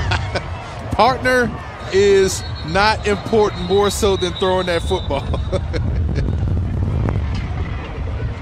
And that's going to be a factor because you see the gusts start to pick up, and it's coming at random times. Now we are on top of Hughes Stadium, so there we are, and I'm holding on to the monitors, and I'm holding on to Emery with one hand, and he doesn't mind if I blow away, but we are on top of Hughes Stadium, and a couple of strong gusts of wind came flying through. Just as you see by the flags there, just as Newton was throwing that pass, we got a gust of wind, and I don't know if it affected the pass or not, but Ian McBurrow had the interception, and Newton's been picked off twice here in this game. Great opportunity for Morgan State to retake the lead. Chase, he has one touchdown already. Right side, tackled high, stopped at the 7-yard line. Well, with the win in the passing game being the backdrop, it wouldn't surprise me to see both coaches sort of start to lean on that ground game a little bit in the second half. You see right here, open up for Morgan State. Josh Chase doing a great job of running outside. I think we're going to see more of the ground game here in the second half because of what we're getting here from the win. Should be interesting to see if Morgan can take advantage of this turnover. 2nd and 6. Give straight ahead. Chase. It's a good thing they have Joshua Chase. They were concerned that they weren't going to have him ready. He's played a big-time role in this ball game, and I like how this offensive line led by Josh Mills, the left tackle, has done a great job in really starting to reestablish that front wall for Morgan State and to start to push back a little bit against Howard. Howard had found some success in the second quarter. Now you're starting to see Morgan State have some success in this third quarter, moving these guys off the spot. Harris with 3rd down. Going to keep it himself. Harris, touchdown, Morgan State. The Bears are back on top. Just a great job right there by Harris. The line did their part. It was up to him to read and pick where he wanted to go. He found a clear lane to the outside and was able to scamper for the end zone. You see that football high and tight. Once again, he's not going to let it go once again tonight. So great job by Harris finding the end zone, but credit Ian McBurrow, the linebacker, for picking that ball off and putting his team, his offense, inside the 15-yard line. Great setup right there for Morgan State. What a way to start the second half. The McBurrow interception, Harris runs it in, and the Bears are back on top. Alex Rea with the point after. He missed one tonight. We've had 3 missed extra points tonight. He's not missing that one. He boomed it through. So the Bears take advantage of the turnover. Harris is in the end zone. Morgan State's on top, 26-20. MEAC Game of the Week on the Sports Fever Television Network. With the Bills, Monday Night Football, Patriots-Bills, Monday at 8:15 on ESPN. Happy that their Bears are back on top, taking advantage of the Newton interception by McBurrow, and Harris puts the Bears back on top. Turnover starting to even out. 3 for Morgan State now, 2 for the Howard Bison. Rea with the kick. Kicks it out of the back of the end zone. It'll be a touchback, and Kalen Newton will be back out. We'll see how he responds from his 2 interceptions on the night.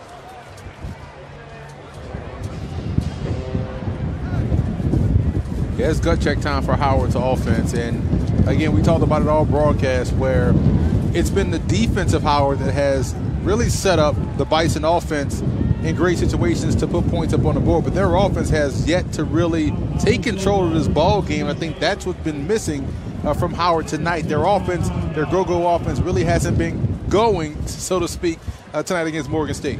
A guy like Rico Kennedy and their defense sacked Newton 4 times in that first half.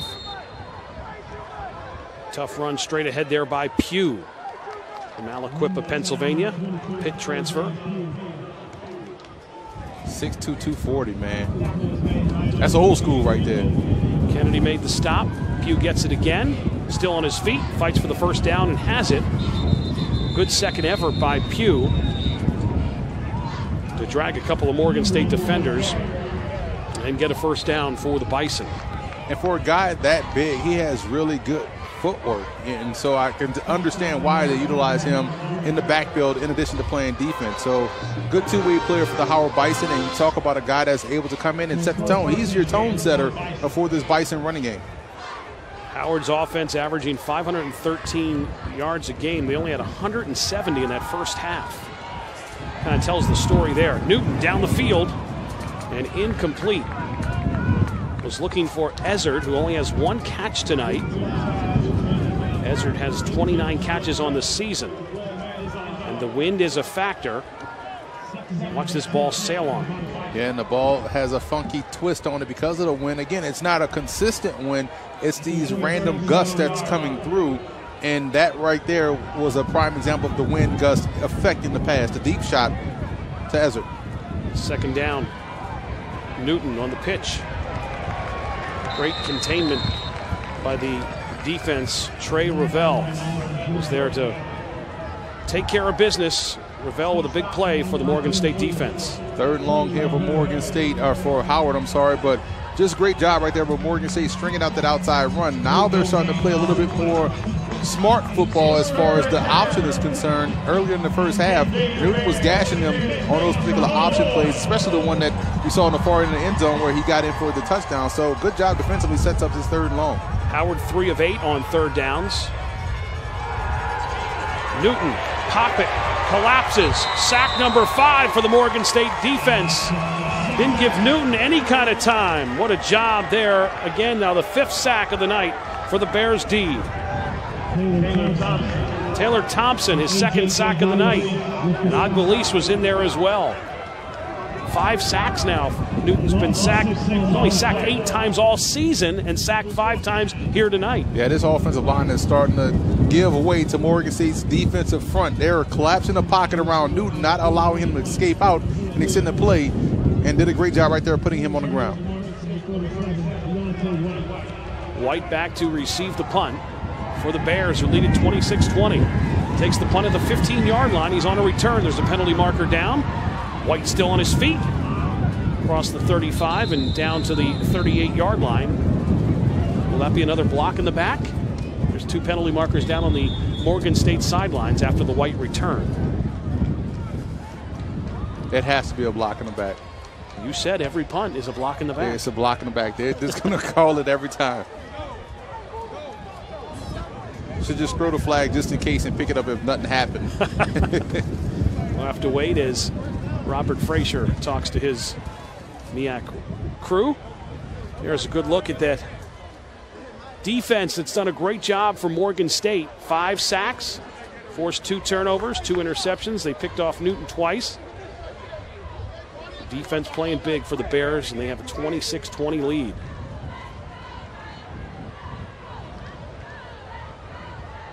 Still talking out this penalty. We'll hear from Mr. Frazier on the call.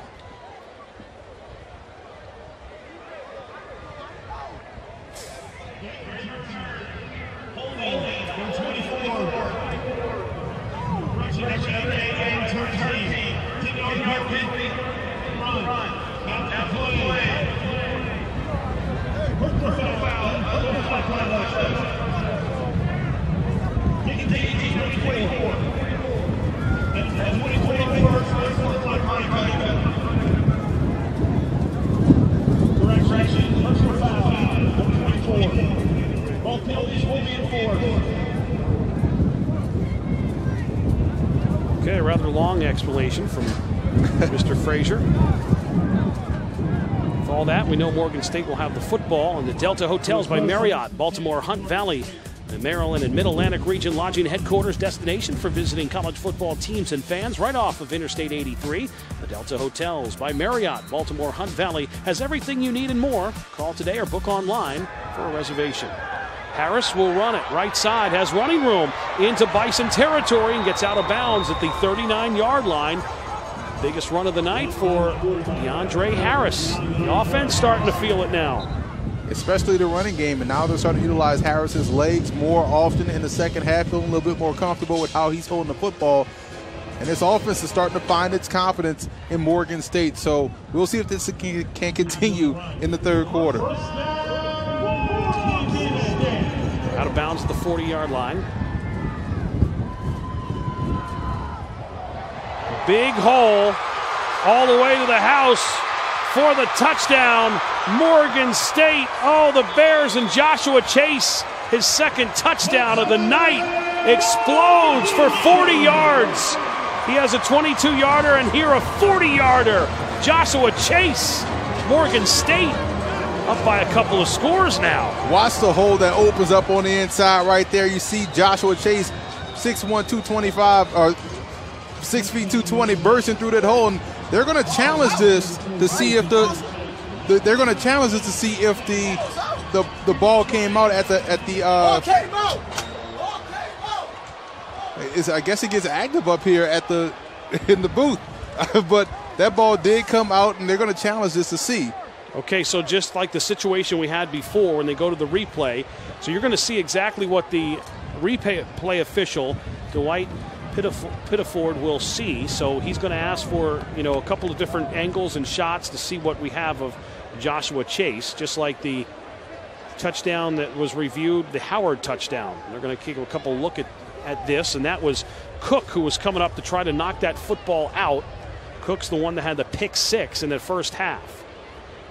That's a heck of an effort job right there by Cook. Most defensive backs would have given up and yielded the touchdown to Chase, but just an effort play, and coach is going to love that in the film because he really came in and knocked that ball out, and now it's going to be a touchback as opposed to a touchdown. How about that? Punches that ball out. It's a great job right there. Let's make sure we got the right guys. That's 6 or 8. That's 6 right there for Howard. Yeah, well, that'd be Cook. That's Cook, yep. So we had the right guy. He had the huge game last year against Morgan. He had 3 pass breakups and 2 interceptions. Of course, big night tonight, the pick six. Cook returned Harris's pass 41 yards, the pick six the other way. So Ernest T. Jones. So you go from a Joshua Chase 40-yard touchdown to possible touchback. Well, that's what coaches tell you, finish the play. Chase kind of let up a little bit thinking that he was in the clear, but just a nice hustle play right there by Cook. Brian Cook is, man, the last 2 weeks he has done a sensational job in coverage and turning the ball over, and also right here with effort plays like that. Well, it's amazing. I think, Allison and Cook have established themselves. Those are the 2 guys, the 2 playmakers on the defensive side for Howard, and it's a consistent plays that Allison and Cook make for this Howard defense. Yeah, and these are the type of plays that really can turn your program around. These are the type of plays that you preach all summer long, all through winter conditioning, that, hey, we have to step up and make plays. We have to be bigger than the X's and O's, and that's just a hustle play right there. And I know Coach London he's calm now, but inside he's jumping for joy because that's the type of play you've been preaching all football season long, and Cook was able to make that play and knock that ball loose right there at the 2-yard line. That's a heck of a job. We got a visit from one of the Howard coaching staff, came into our I don't know what that was. TV booth. They're very excited. He wanted to see it on the replay, and they're checking it out. Joshua Chase puts the hands up like he has the touchdown. We'll have to wait and see. Looked pretty clear that Cook knocked it out at the 2. They are discussing it with the replay booth. Wild things happen here at Earl Banks Field, man. Oh, absolutely. It never fails. So wild game 2 years ago, and Morgan State, their last win over Howard when they were in Baltimore in 2016, a 28-24 victory. And here is Robert Frazier.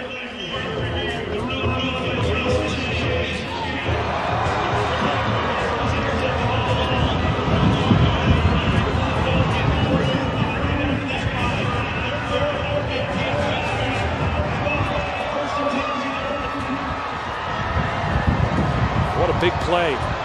Mark that one down, circle it. Joshua Chase was going in for a 40-yard score, but not giving up on the play was Brian Cook, knocking it out at the 1, goes out of the back of the end zone, so no touchdown, and Howard has the football back.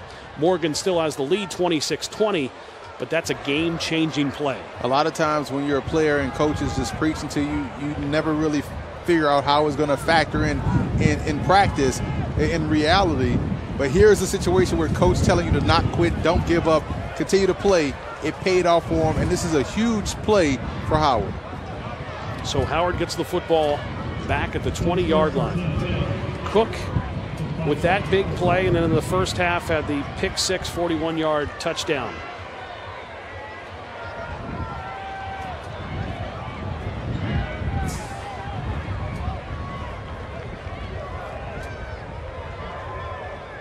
Howard 2-1 in the MEAC. Morgan 1-1 in the MEAC. So they know this is a huge game if they want to be in the conversation come November.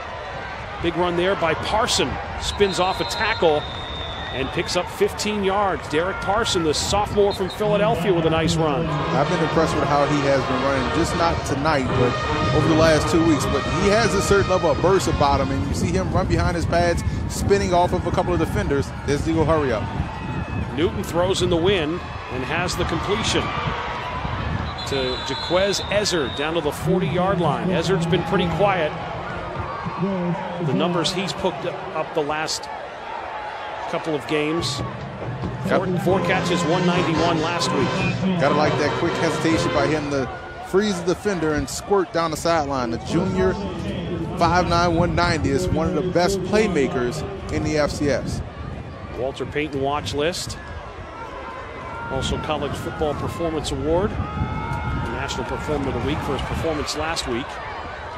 Morgan State's defense does a good job there to wrangle up Parson. So Howard could have been down 2 scores. Now they have an opportunity. This is what Coach talk about ankle flexion. You see the back right there, Pearson, just making guys miss. Almost Amir Abdullah-like, who plays for the Detroit Lions. Love the shiftiness right there in the backfield, making something out of nothing. 2nd and 10 from the Bears' 40-yard line. Newton on the option. The pitch. A gain of 8 yards. Pitch out to Brandon, who has the touchdown. Brandon, that's his play, right? If you're going to get an option pitch, we saw the option pitch on the touchdown and another one there. So Brandon likes the option pitch from Newton. Because he has that acceleration to really put a strain on your defensive angles, because he's able to plant and accelerate downfield pretty quickly, which is what happened on that touchdown run. 3rd and 8 on 3rd downs. Bison, Iggy Reynoso gets the first down. 3-yard pickup by Reynoso, and that'll move the sticks. And what we talked about in the open of this half, because of the wind, because of the ineffectiveness of the passing game, we're probably going to see a lot more running. Both teams have really leaned on their backfield depth in this second half, and you see Reynoso taking a huge shot right there on the hip, but just continue to move the football and stay ahead of the chains and move the sticks. Howard's offense is starting to roll now. 8 minutes to go, 3rd quarter. Bears up 26-20, but here come the Bison. Newton's pass in and out of the hands of Ezzard. He doesn't drop many. Any ball that hits Ezzard's hands usually is a catch. Ravel was on coverage. Yeah, he probably made a little bit of a business decision right there as Newton threw that football in the middle, but you saw a streaking Morgan State Bear flying across. So maybe Ezzard kind of saw that orange flash and kind of made that decision to say, you know what, I'm going to scale back on this one, let the ball go bounce in the end zone. 2nd and 10 for Newton. The handoff to Brandon.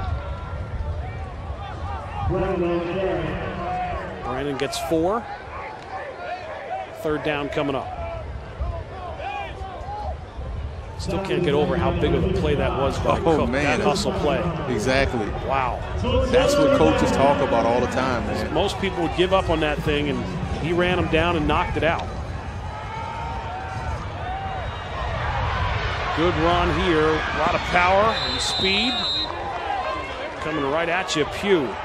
You like Pugh. He's a nice change of pace back. We saw him, as you mentioned before, in kind of cleanup duty last week, but tonight he's very much more involved in this offense. You saw him make a nice cut back across the grain and show some burst right there. Again, for a guy 6'2", 240, very nimble feet right there for Pugh, and I like how he's running the football. He's been a big difference maker in this ball game for Howard. I like how he has the ability to kind of slow down, not stop, but slow down and then speed up again. 1st and goal, Newton has to throw it away. He's outside the pocket. Yep, chasing him down was Whitaker. Looked like a miscommunication. No one was on that side. It was just Newton was on an island and Whitaker ran him down.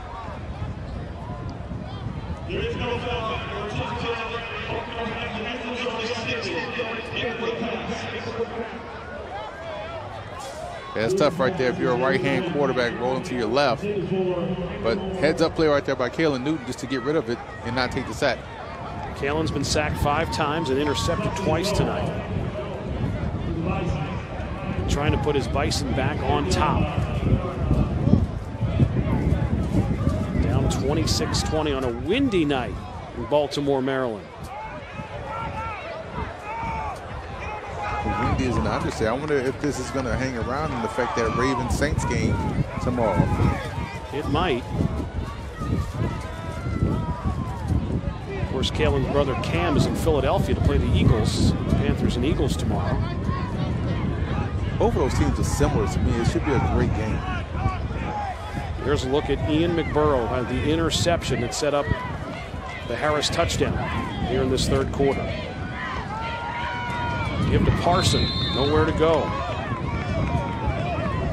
That slow read right there as far as the exchange is concerned between the quarterback and running back on that particular play, it always seems a little bit off to me because it kind of forces the running back to wait, which allows pursuit to close in on him. And that play never is successful. I've never seen that play have success at any level of football. 3rd and goal from the 6. Hughes Stadium comes alive to support their Bears. Looks like Newton might be changing the play. Newton fade to the end zone, looking for Anthony, and incomplete. On coverage was Dante Small. Dante Small is a really good corner. He's had a really solid night tonight for the Bears. He's 6 feet 190, so he's definitely not small, but he plays a big-time game because of how he's able to utilize his technique in that sideline as a friend. Good job staying on the inside hip of Kyle Anthony and pressing him closer to the sideline, making that a very tough throw for Newton. So it's great technique right there by Small. Small tied for 2nd in the FCS with 4 interceptions on the season. 4th down coming up now here for Howard. We know they've had a lot of troubles. 2 extra points by Joseph Block, so they're not going to try that. So they're going for it with 4th and goal. Newton to the end zone. Incomplete, and the Morgan State defense holds them on downs. They were looking for Justin Chaney, was the intended receiver. Good job by Ian McBurrow and the Bears defense. Well, big time play right there by the Bears defense, like you said, because they were getting driven on throughout this entire series by the running game, and they really clamped up inside the 20-yard line and forced an errant throw. We see here on the replay, I don't know if the tight end was supposed to carry that deep or across, but he kind of stopped on his route. Newton threw a rocket shot and it just flew into the end zone. So the Bears hold them on defense. They have the football back when we get back from Baltimore. Anything can happen on Saturday night.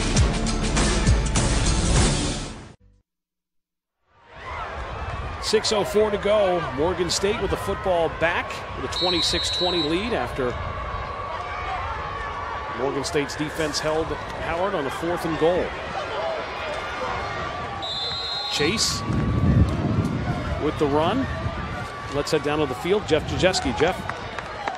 Thank you, Phil. Coach Ernest T. Jones believes something that many people may find out. He believes that not X's and O's being the key to winning football games at the college level. He believes that it's player morale. He said his time at Notre Dame under Brian Kelly really helped him learn this, and really make that his thought process that if you could get these kids to buy in, if you could get them to have a high morale, they're going to win football games. And you watch them on the sideline, these kids are jumping up and down. They're into the game. Their morale's pretty high right now, Phil. Harris running the football has the 1st down and a whole lot more. Harris has had some big plays, but there's a penalty marker down at the 10-yard line that may wipe away that long Harris run. Well, Ernest T. Jones has been at some places, Cincinnati, University of Buffalo, as you mentioned, Jeff mentioned, with Coach Kelly at Notre Dame. He was at Connecticut. Played at Alcorn State, was a wide receiver. Steve McNair was his quarterback. It's a pretty good one. I think you may have heard of him. Yeah, great Steve McNair, and Coach Ernest T. Jones says that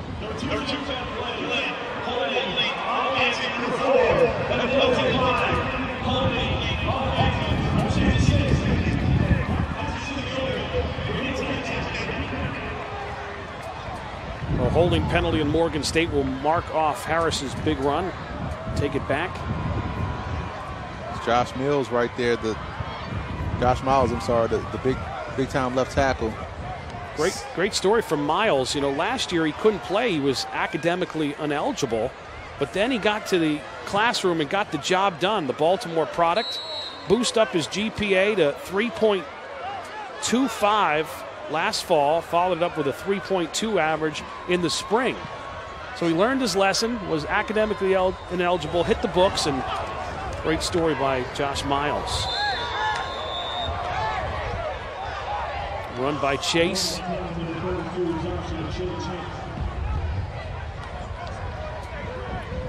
Yeah, coach is going to start to rein in these guys, getting a little chippy out there.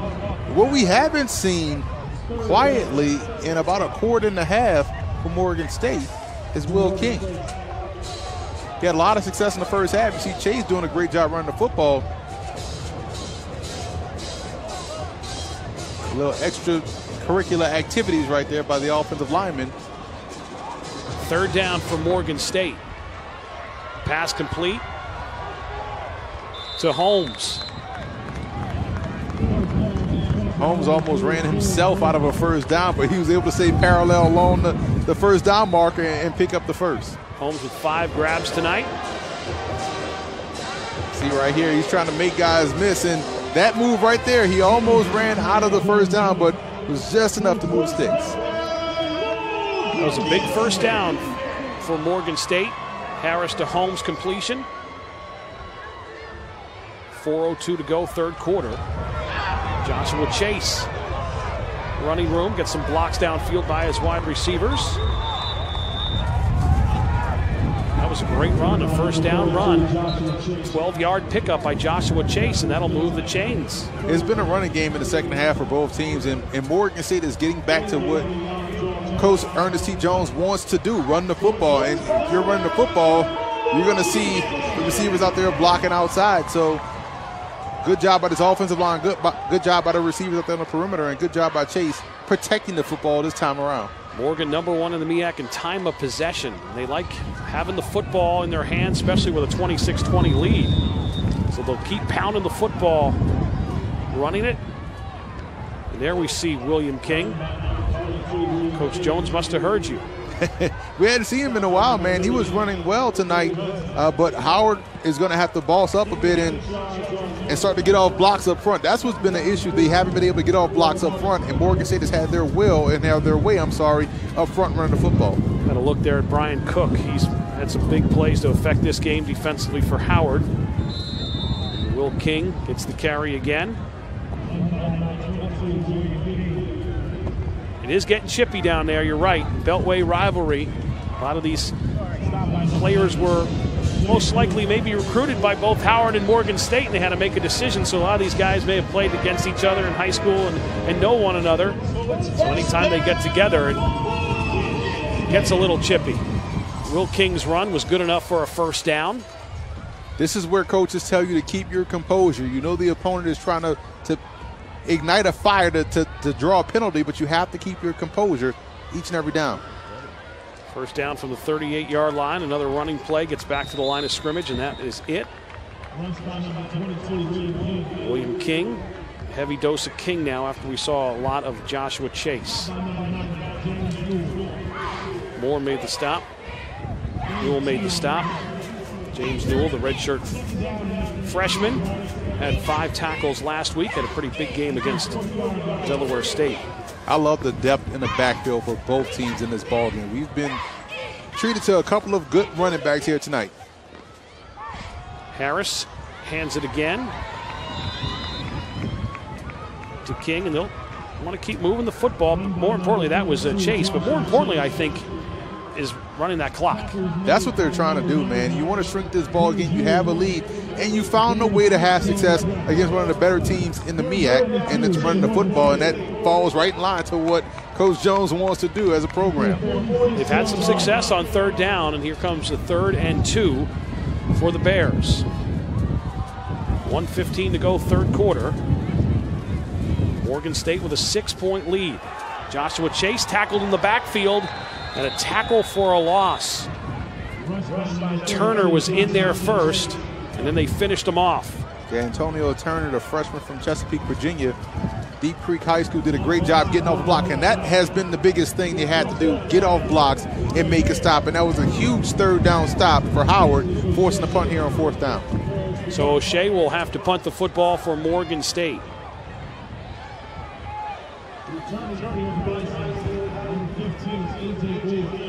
Boyd is back for Howard.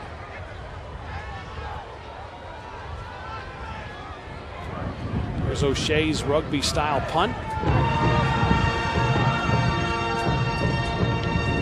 It's touchdown at the 27-yard line. That's where Howard will have it with 20 seconds to go here in the 3rd quarter. You saw that punt tend to die right there in the middle of that stiff wind. Howard Athletics would like to welcome the newest sponsor, Half Smoke DC, located minutes away from campus on 651 Florida Avenue Northwest. Don't grow up, it's a trap. Half Smoke. Shaw DC, proud sponsor of Howard Athletics.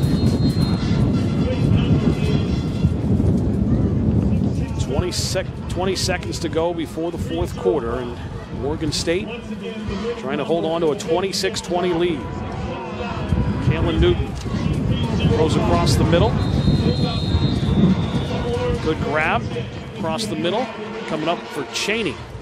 Cheney's a big target for him. He tried to get him in the end zone. That 4th down play, wasn't able to do it, but that time Cheney right there for a 15-yard pickup, moves the sticks. 14-yard pickup. Run straight away on the final play of the 3rd quarter. Not much there for Dietrich Parsons. So we are through 3 quarters. Heading to the 4th quarter in the Battle of the Beltway. Could the Bears hold on? 26-20.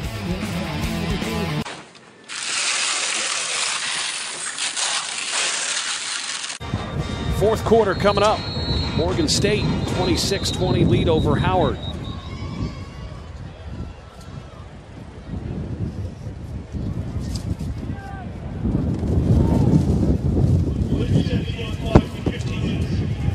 The 72nd meeting between these two rivals.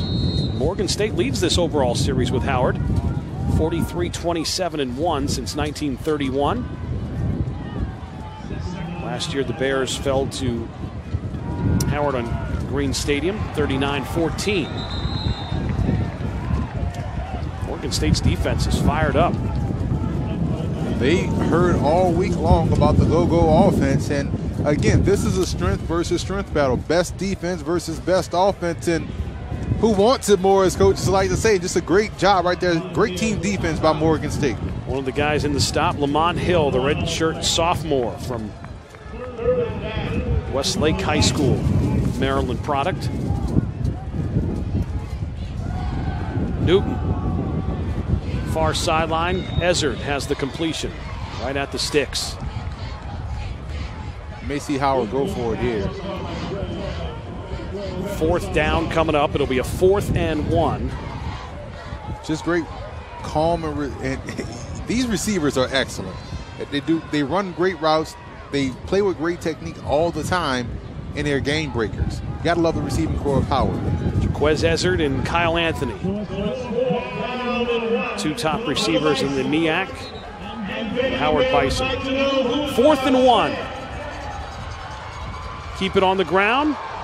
The football's on the turf. Morgan State has the football. So now 3 turnovers apiece. Who comes up with it? But Ian McBurrow, who has the interception. 3 turnovers for Morgan, 3 turnovers now for Howard. And you kind of feel bad for Pugh right there running the football. He's been doing a great job, and you don't want to coach the effort out of a running back because he has great effort right here. You see him getting the first down and just keeping his legs moving, and as he tried to twist out that tackle, the ball came out, and Johnny on the spot is that playmaker once again, Ian McBurrow for Morgan State. Just a great hustle play. We've seen a couple of hustle plays tonight, and both have resulted in fumbles for the offense. So great job out there. If you're a high school kid watching this game, this is why coaches tell you to hustle and play through the whistle. Both teams have done a great job of turning the ball over in that regard. Ian McBurrow, the Defensive Player of the Week this week for his performance in the win last week. 7 tackles and 2 sacks against Savannah State last week. Joshua Chase back in, gets the first down carry. He gets a couple of yards. This is the situation you want to be in. Good field position. Back with the football where you can run some clock and get some first downs and hold on to this 26-20 lead. Howard's defense needs to come up and make a play and get the ball back to Kalen Newton and the Bison offense. Second down. Harris to throw. Incomplete. He was looking for Holmes. Pretty good coverage by Cook in the secondary for the Bison.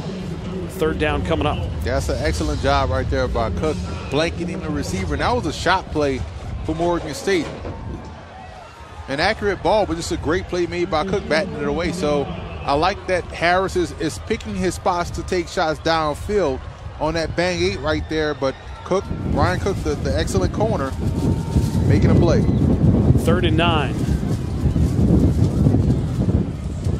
From the 47. DeAndre Harris. Harris incomplete. Was looking for White.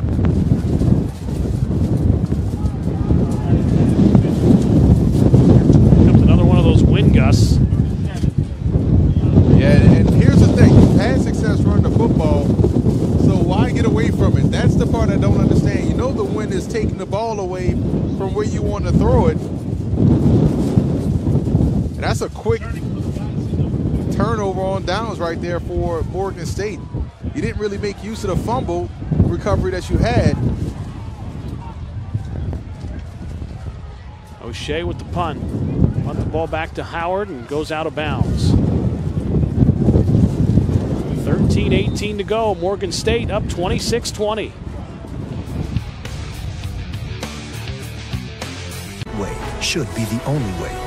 Rocket Mortgage, America's largest mortgage lender and proud supporter of college athletics. The Morgan State sideline, that thing blew away. They're taking that down. Major wind gust here at Hughes Stadium. Let's see what Kalen Newton and Bison can do.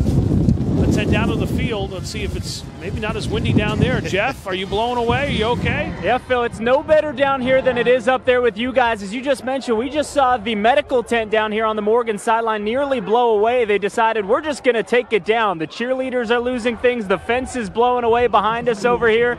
The wind's getting pretty crazy, and it's not just up in the elevation with you guys.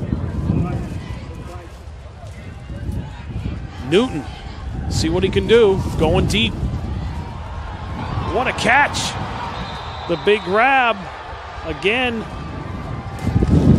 had a big touchdown last week. Jordan Alley makes the catch at midfield. And this is an excellent job by Alley tracking that football and hauling it in. That's a running back, folks. That's what I'm talking about, positionless football here at Howard. Your running backs are just as great as your receivers at catching the ball and making big plays in the passing game. Iggy Reynoso with the handoff up to the 45-yard line in the Bear territory. Just an excellent job. They sent him right down the seam, and Newton was able to launch that football into this stiff wind accurately, and Jordan Alley made a great reception. You don't see running backs catch passes like that. I'm impressed with these guys and what they are able to do offensively as far as playing with different move pieces within their personnel. Alley had the first touchdown of the game last week against Delaware State. Newton extends the play, fires in short of his intended receiver. He was looking for Justin Chaney. Yeah, that Chaney misjudged that football. I don't know what he was trying to do there. Get his leg up and But I love how the passing game is still prevalent here in this win. 3rd down from the 45 for the Bison, who trail by 6. The option pitch to Parson. Parson dealt a hit there. Gets the 1st down, moves the sticks for the go-go offense. The Howard Bison after the Parson run. Yeah, they are good on a perimeter with these backs, man. And to be honest, the backs have been a big reason why they are in this ball game for Howard. They're catching the ball well out on the perimeter. They're running tough inside. They just got to protect the football. They've done a great job all night. Newton from the 36 goes deep for Ezzard down at the 5-yard line, and a penalty marker down. Incomplete pass. Ezzard couldn't come up with the catch, but there's a penalty marker down at the 11.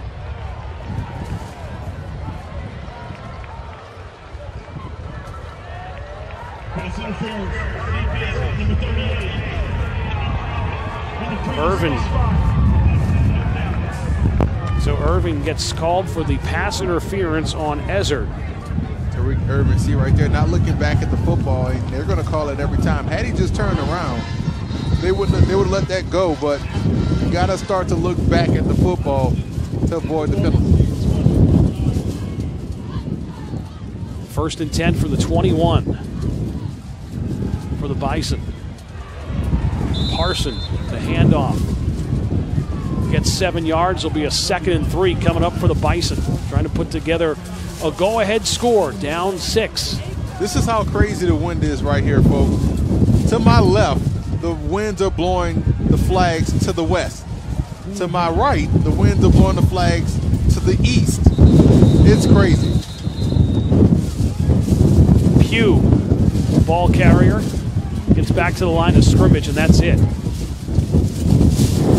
Again, our broadcast location is on top of Pugh Stadium. The wind just continues to pick up. Now, I'm from New Orleans, and I've been in a hurricane or two in my lifetime, but this is ridiculous.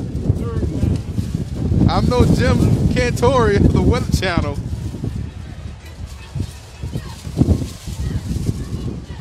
Third down.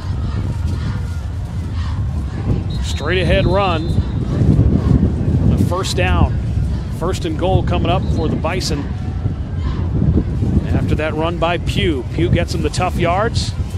1st and goal for the Howard Bison. There we are. Holding on to the monitor. Hold on for dear life up here. But the best move I made at halftime was going to get this coat.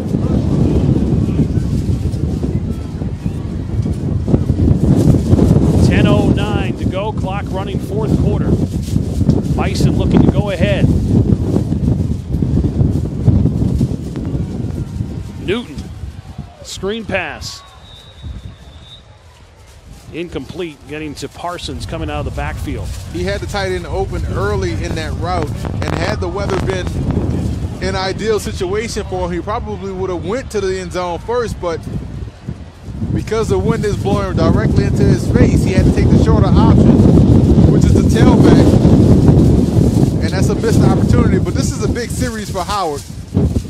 You feeling good about this tent, partner? I don't know, man. I'm just going to trust the weight that they have it tied down to. Put a lot of faith in this weight. 2nd and goal for Newton. Newton doesn't care about the win. He goes to the end zone to Anthony. Makes the grab, but he was out of bounds. What a catch by Anthony, but couldn't get his feet in bounds. But you see the athleticism right there. Anthony is a big guy. He's like 6'3", about 215. You see him contort his body to make that grab, and that's just an excellent job right there, and couldn't quite get that foot in bounds. So only needs one. Only need one, but he was out of bounds, man. Canada, it would have been a touchdown, but not here in Baltimore. 3rd and goal coming up. Morgan State's defense trying to hold. They held them down in the red zone a few possessions ago. Can they do it again? Newton, here comes the pressure. Newton tackled. Good job by Morgan State defense. They've sacked him 5 times. Newton was able to fall ahead for a yard, but a lot of Bears, the orange, surrounding Newton in a 4th and goal coming up. Just waves of pressure coming through. It seems as if Morgan State has 15 guys on the field, but that's just how relentless the pressure has been tonight on Kalen Newton. You saw right there on that particular play, did a great job. First wave broke through. Everybody else on the back end played matchup defense and really took away the option for him in the passing game. So here it goes, 4th and goal. Morgan State's defense was able to hold last time Howard was in a 4th and goal situation. Remember, Newton went to Cheney in the end zone. It was incomplete. Let's see what they do here. 4th and goal. Newton goes to the end zone and incomplete. Morgan State's defense holds again on downs, looking for Kyle Anthony, the intended receiver. There were 2 guys within that vicinity, and both looked back at each other like, hey, who was the go-to option on that play?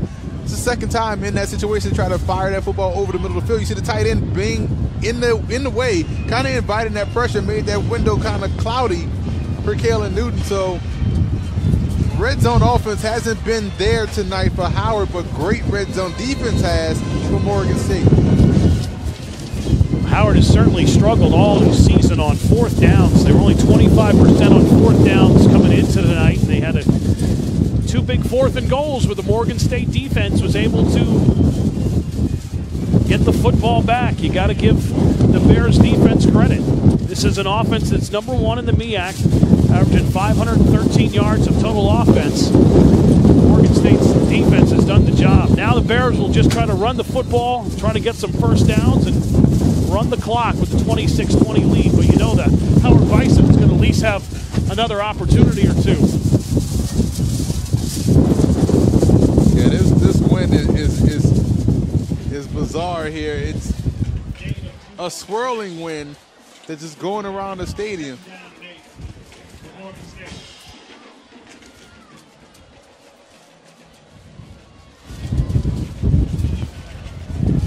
Harris is sacked, tackle for a loss.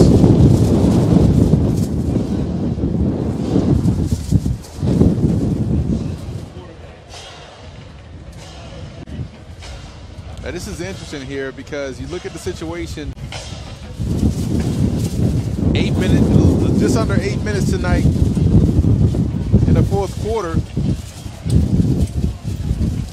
And Morgan State is still trying to put those pass attempts up. Now is probably the time where you don't want to put the ball in harm's way. It wouldn't surprise me to see a screen here by Morgan State. 3rd down. Running straight ahead to Chase. There's a penalty marker down after the Chase run. 7:36 to go in this game. Morgan State trying to win back-to-back games for the first time since 2016.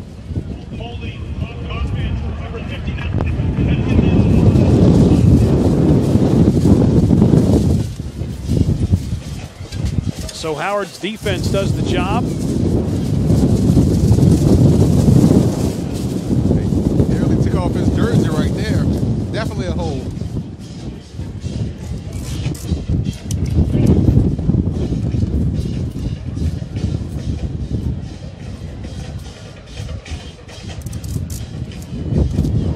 O'Shea to punt it out of his own end zone. Gets the punt off. It's a short punt, goes out of bounds, and Howard's going to have outstanding field position when we get back. Morgan State with a 26-20 lead. A windy night in Baltimore. Blowing around here at Hughes Stadium. That guy needs some help. He can't handle the wind. He got to bulk up a bit. What a spin move by Parson. Still on his feet. He's going to go to the house for the touchdown. Dietrich Parson, the sophomore from Philadelphia, in the end zone. And we have a tie game. What a move he put on the defender in the hole, using those quick feet to then set up the spin move. Right here, just running inside and bang, bang, spin off of him, missed that tackle, and is off to the races. This kid has been running outstandingly for the last 2 weeks. I don't even know if that's a word, partner, but it's cold and it's windy. I just wanted to throw that out there. Well, they're going to try an extra point. 2 of them got blocked here tonight. We'll see if Joseph can put it through to give Howard a 1-point lead after the Parson touchdown run. Joseph kick is up, and it is good. Parson puts the Bison on top, 27-26. Fourth quarter, 7:07 to go.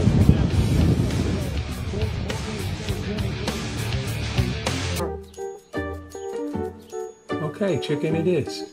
Chick-fil-A nuggets make dinner delightful. Now that's smart. Battle. The Bison are back on top of the Bears, 27-26 after that nifty Parsons touchdown run. Oregon State pressure now back on the offense as they trail it with 7:07 to go here, fourth quarter. Our device that allows you to find out how much time is left in the game, well, that thing got blown over. So I'll make sure I inform you as much as I can on how much time is left.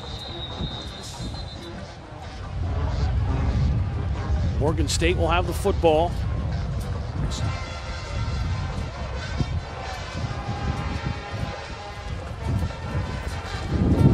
Kempton Hotels, Kempton Carlisle, and Kempton Glover Park. Proud sponsor of Howard University Athletics for the 2018 and 2019 season. Kempton Perks, like hosting an evening wine hour and a lot more. Kempton Hotels. Book your reservation today. Now you start to see the mist come down as well, too. So now you have wind and rain coming down on the field in this ball game. So can DeAndre Harris and the Bison, could they put a drive together on this Bison defense for the Bears? Not if they're going to make penalties. So a false start. Going to move them back on Matthew Thompson. It's been a weird weather pattern here tonight for Morgan State and kind of changed the tide of what they were able to do offensively, to be honest. 1st and 15.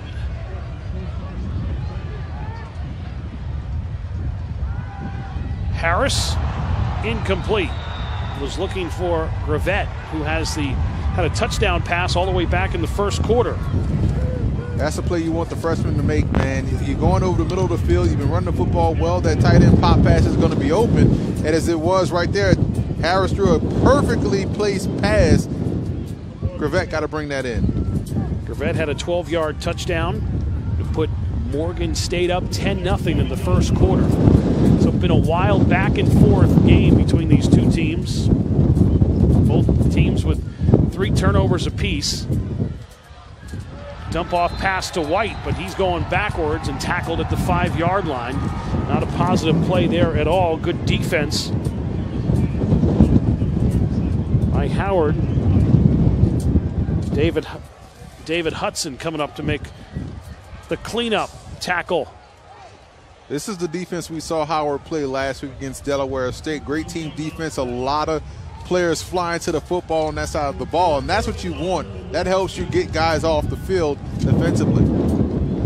3rd and long for Harris in his own end zone. Steps up, here comes the pressure, and down he goes at the 5-yard line. The Howard defense playing big, shutting down the Bears. 4th down coming up. They're going to have to punt the ball back to Howard. Covered sack right there. There was no open options on the back end, which allowed the person then to collapse the pocket around Harris and get him there on the ground. You see right there, using that long arm technique, Jamal Robinson, that freshman linebacker, 6'4", 225. When you have that length like that, you can play that strong arm, that long arm approach, and use that to turn the corner and get to the QB like he did on that play. O'Shea punting the back of his own end zone. Bears punting it back to the Bison with 5:40 to go. Takes a huge Morgan State bounce all the way down inside the 20, down to the 15, and down to the 13-yard line. O'Shea gets a great hop and bounce. Keep the ball moving down the field requires planning, strength, and dedication. One of the United Van Line's premier agency groups, Hildreth, knows a thing or two about moving as well. Whether you're moving your home or your office, you can count on the team at Hildreth to get where you need to go safely and efficiently. To learn more about Hildreth, you can check them out with your next move. Receive a free estimate. Visit hildreth.com. Hill Drop, a proud sponsor of the Howard Bison Athletics. There's that long punt from O'Shea. Most of it on that crazy hop on the rugby style. He could have the wind to thank for that one, too. So Howard has it at the 20.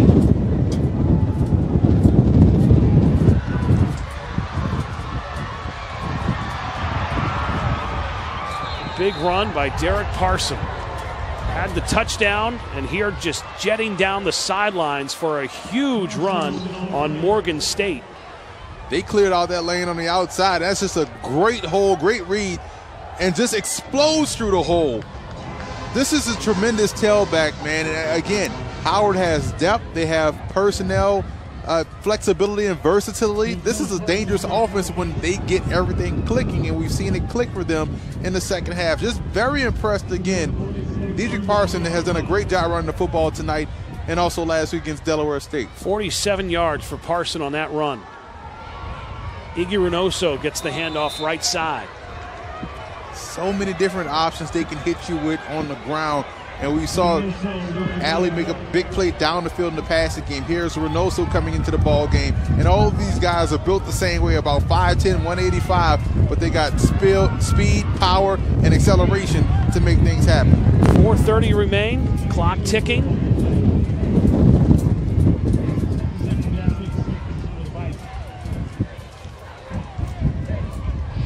Mechanism that allows you to see the time remaining in this game was blown over here with the gust of wind. So 4:10 to go in the handoff. Another run by Parson, who had that big touchdown a few moments ago and had that big 47-yard run. Gets another run here with 3:58. Clock running here in the fourth quarter. Howard trying to put away Morgan State. Been a wild game. Both teams with a couple of turnovers. Back and forth. Morgan jumped out to a 10-0 lead to start this game on Coach London and his Howard Bison. Howard next week returns home for homecoming against South Carolina State, a game you can watch on the Sports Fever television network. When you have depth in the backfield like they do, it keeps everyone fresh, and that's why they're still able to have at least 85% as far as running speed and power in this ball game, because they're rotating backs at an impressive clip. Penalty marker, delay a game with 3:18 to go here in the game. So that'll move Howard back a few. The coaches are like, why didn't you call timeout, number one? Or why didn't you just snap the football at 1 second? Coach pointed at the clock like, okay, run the clock down, not to take the delay of game penalty. That's why Mike London's just shaking his head like, I can't believe you. Howard has 3 timeouts remaining, so does Morgan State. 3 minutes to go in the game. Third down. Good job by the Bears defense to stop Parson. So fourth down coming up now. Yeah, we're under 3 minutes now, 2 minutes and 45 seconds and counting. And this is a big stop right there by Morgan State, because it's 4th and about 5. Howard isn't going to kick the field goal, so if they get a stop here, this puts them right back in play to get a win. Morgan State takes a timeout. 2:36 remain here in the fourth quarter. Howard holding on to a 1-point lead, 27-26.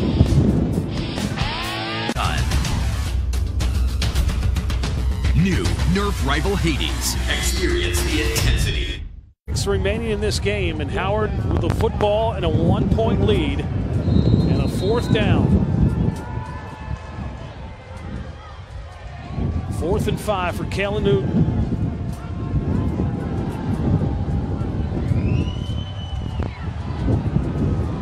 Give to Pugh. Doesn't have it. Morgan State will get the football back on down, so their offense will have an opportunity. 2:31 remain in this game. And Kalen Newton is upset. He wanted to pull that football and attack the perimeter with the option. But like I said before, the running back is going to take it, man. Pugh he saw an opening. Fight for the football. Exactly, and that's what that mesh, you have to have sometimes it be clearly defined, hey, I'm going to keep it or I'm going to give it. But you see Newton just upset because that was a situation where he wanted to pull that football and maybe attack the end man on the line of scrimmage and pitch to the tailback. So Morgan State 75 yards away from a touchdown. Have the football 1st and 10 at the 25, 2:31 to go. Alex Rea has made a couple of field goals here tonight. Of course, he had the big game-winning field goal in the A&T win. Pass incomplete. Baldwin was the intended receiver.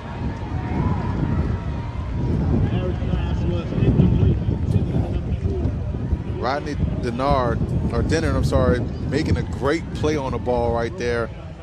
Just good technique, good awareness, knocking it away. 2nd and 10 for Morgan State, 2:27 left in the game.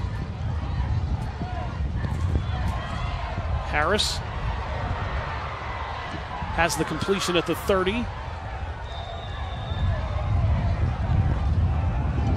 Completion to White. Bring up a 3rd and short. Yeah, Deontay White did a great job just making sure he secured the catch and got upfield, making it a 3rd and short. They're in 4th down territory regardless of the situation, but good job making it a manageable 3rd down. 2 minutes remain. The handoff, tackle for a loss. Will King tackled in the backfield, lost 2 yards. So now a 4th down coming up with 1:46 to go in the game. Zamone Robinson is an impressive freshman. We saw him have a great game last week against Delaware State, and he's on pace to do great things in this program because he's making a lot of impactful plays at the 2nd level. So here we go, 4th down. 4th and 4 from the 31. Harris might want to run for the 1st down, does, and a penalty marker is down. And he was stopped short of the 1st, but we'll have to wait to see what the penalty is all about on Harris's run. He was short of the 1st. DeAndre Harris, man, I took that big hit for nothing.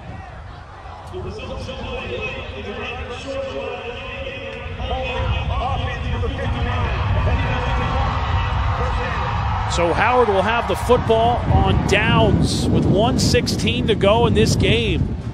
Gotta love the effort right there by DeAndre Harris. He tried, but it's a great hit right there once again. We just talked about Zamone Robinson making plays, impactful plays, and this was an impactful play because it was, regardless of the penalty, his hit allowed Harris to fall short of the line of the game. Harris was 1 yard short of the 1st down.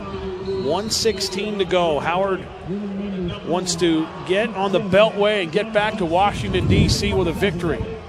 With a wind-aided trip back to the Beltway, back to the nation's capital. I'm sorry. 27-26, 1:16 to go. And how about Howard didn't have enough guys on the field? Unbelievable. Now, we've called games before, partner, in torrential downpours. We did that earlier this year. Now we have a windstorm. All we need now is snow. They had snow today at the Wisconsin game in Badgerland. Well, maybe in the upcoming games, of course, the remaining home games on MeTV Baltimore with the great partnership from WBAL and Morgan State. So we'll be back here in November when Bethune-Cookman comes to town, and then Delaware State. And next week we'll be in the nation's capital for Howard and South Carolina State on homecoming. Newton keeps it himself, right side. And that's what Newton wanted to do on that last play. Wanted to keep the football, and Morgan State takes timeout. Morgan State calls timeout. 1:09 remain. Howard looking to get out of here with a 1-point win. Be limp-worthy. Goodyear, more driven. 7 for the Howard Bison. Morgan State with 1 timeout remaining. Short of the 1st, the 3rd down coming up for Howard. And Morgan State will take their final timeout after the run by Parson. So 1:05 remain. Morgan State's out of timeouts.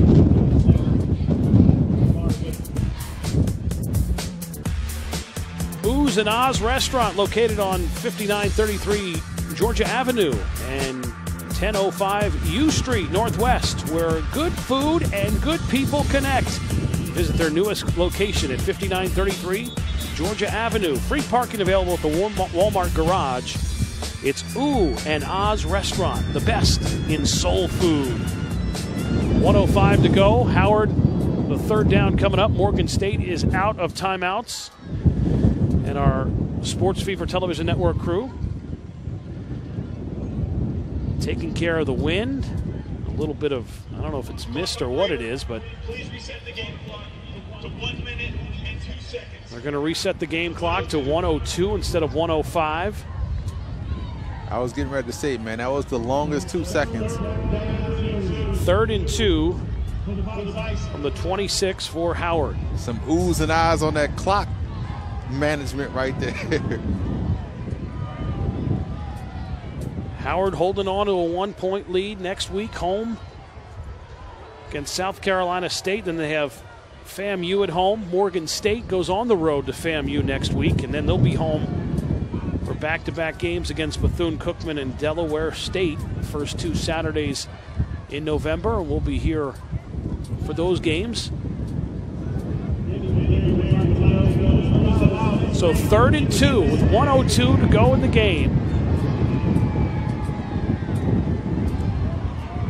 Howard looking for their 3rd win of the season, looking to go to 3-3 on the year. To give Parson, he explodes to the end zone, touchdown, Howard Bison. Boy, Parson has been huge here in this second half, and Howard will go back to Washington with a victory. Go to 3-3 on the season, and now 3-1 in MEAC play. Boy, these sophomore tailbacks can really scoot, can they? You talk about Parson finding the crease in that defense and still has first quarter acceleration deep in the fourth quarter. That's impressive. That's why he's going to be a premier player in this conference. Extra points have been a chore tonight for Howard, and they need a timeout to make sure they can set things up for Joseph on the extra point with a 33-26 lead with 56 seconds remaining in this game. And they can't just blow off this extra point because this is huge. It's a one-possession game still. 33-26 is our score, 56 seconds to go, and Parson with the 2 big touchdowns here in the second half.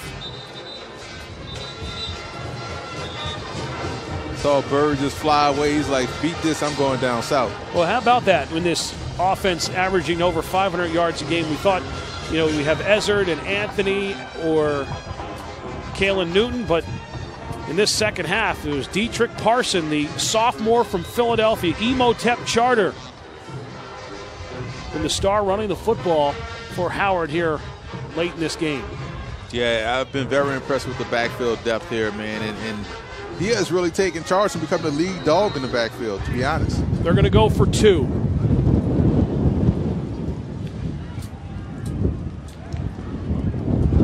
Newton hands it, and there's the 2. He's the guy that's gotten you here.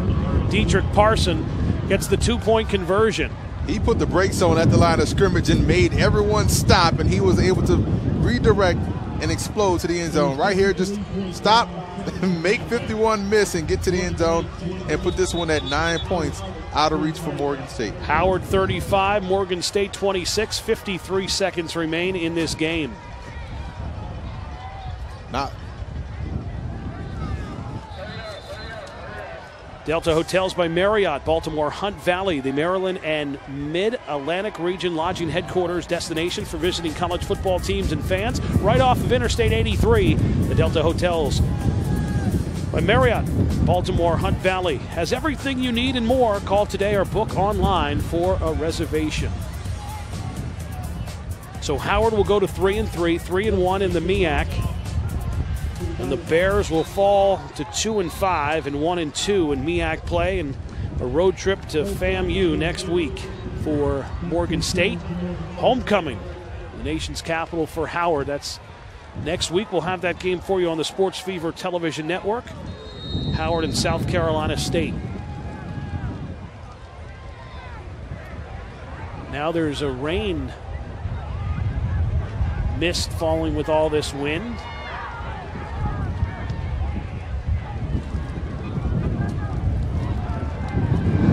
See what Morgan State can do on the return.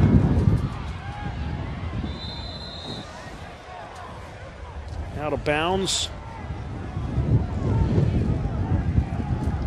With 47 seconds to go. There's a lot to take away if you're Coach Ernest T. Jones here. Your defense did play well. Your offense had some opportunities in the beginning of the game. So you can take some positives away from this ball game. If you're Howard's coach, Mike London, you can really take a lot away from this game. Playing sloppy football in the beginning, great football in the second half, allowing your team to come away with the win in a tough conference game. Harris with the quick hitter and the completion to Will King. A lot of Will King in the beginning of this game, but then Joshua Chase came in and scored a touchdown and ran the ball hard for Morgan State. Again, you look back at that Joshua Chase touchdown. It turned out not to be a touchdown because Cook was able to bat that ball out. That's got to be the game-changing play that made the difference. That was a turning point in this ball game. It really galvanized that defensive unit for Howard and also got their offense to get it in gear and drive down the field. That's a pass that Holmes usually makes, but William King was running wide open on the crosser. 38 seconds to go, clock running. Harris throws, has the completion to Will King. Will King's going to get out of bounds right around midfield to stop the clock with 30 seconds to go. And just a bonehead play right there by the offensive lineman of Morgan State, a late hit. They're going to push this ball back 15 yards. And this was the same play they ran on the previous play that was wide open. They went back to it, and Will King was able to get out of bounds, but you're going to have a unnecessary roughness call on number 56, I believe, here for Morgan State.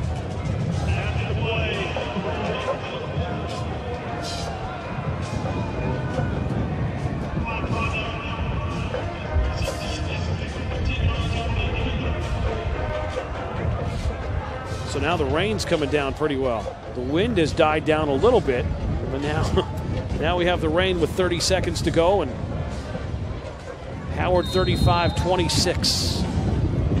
That was on left tackle Josh Miles. You don't normally see him lose his cool like that.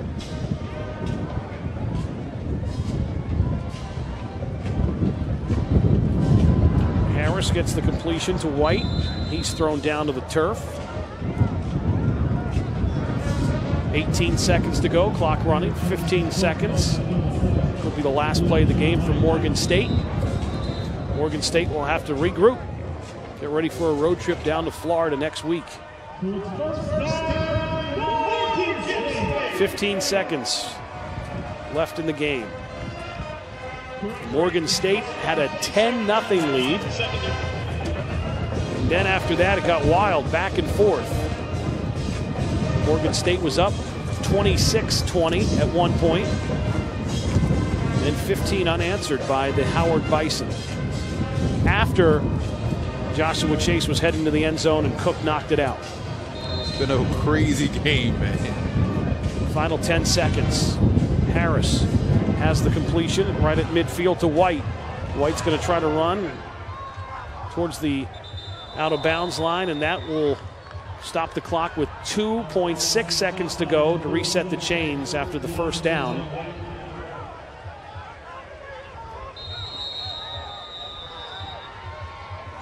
There should be 2 seconds left, and that is the end of the game. Wild night here in Baltimore. Howard Bison will walk out with a victory, 35-26 over the Morgan State Bears.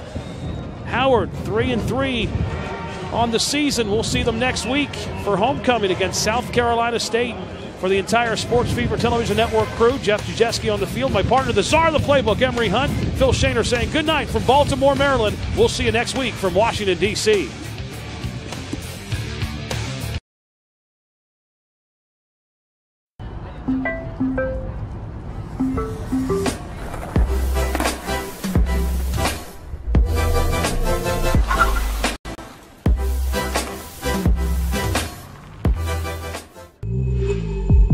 rivalry. It's the Battle of the Beltway. The Howard Bison in town from Washington, D.C. to face the Morgan State Bears. It's the MEAC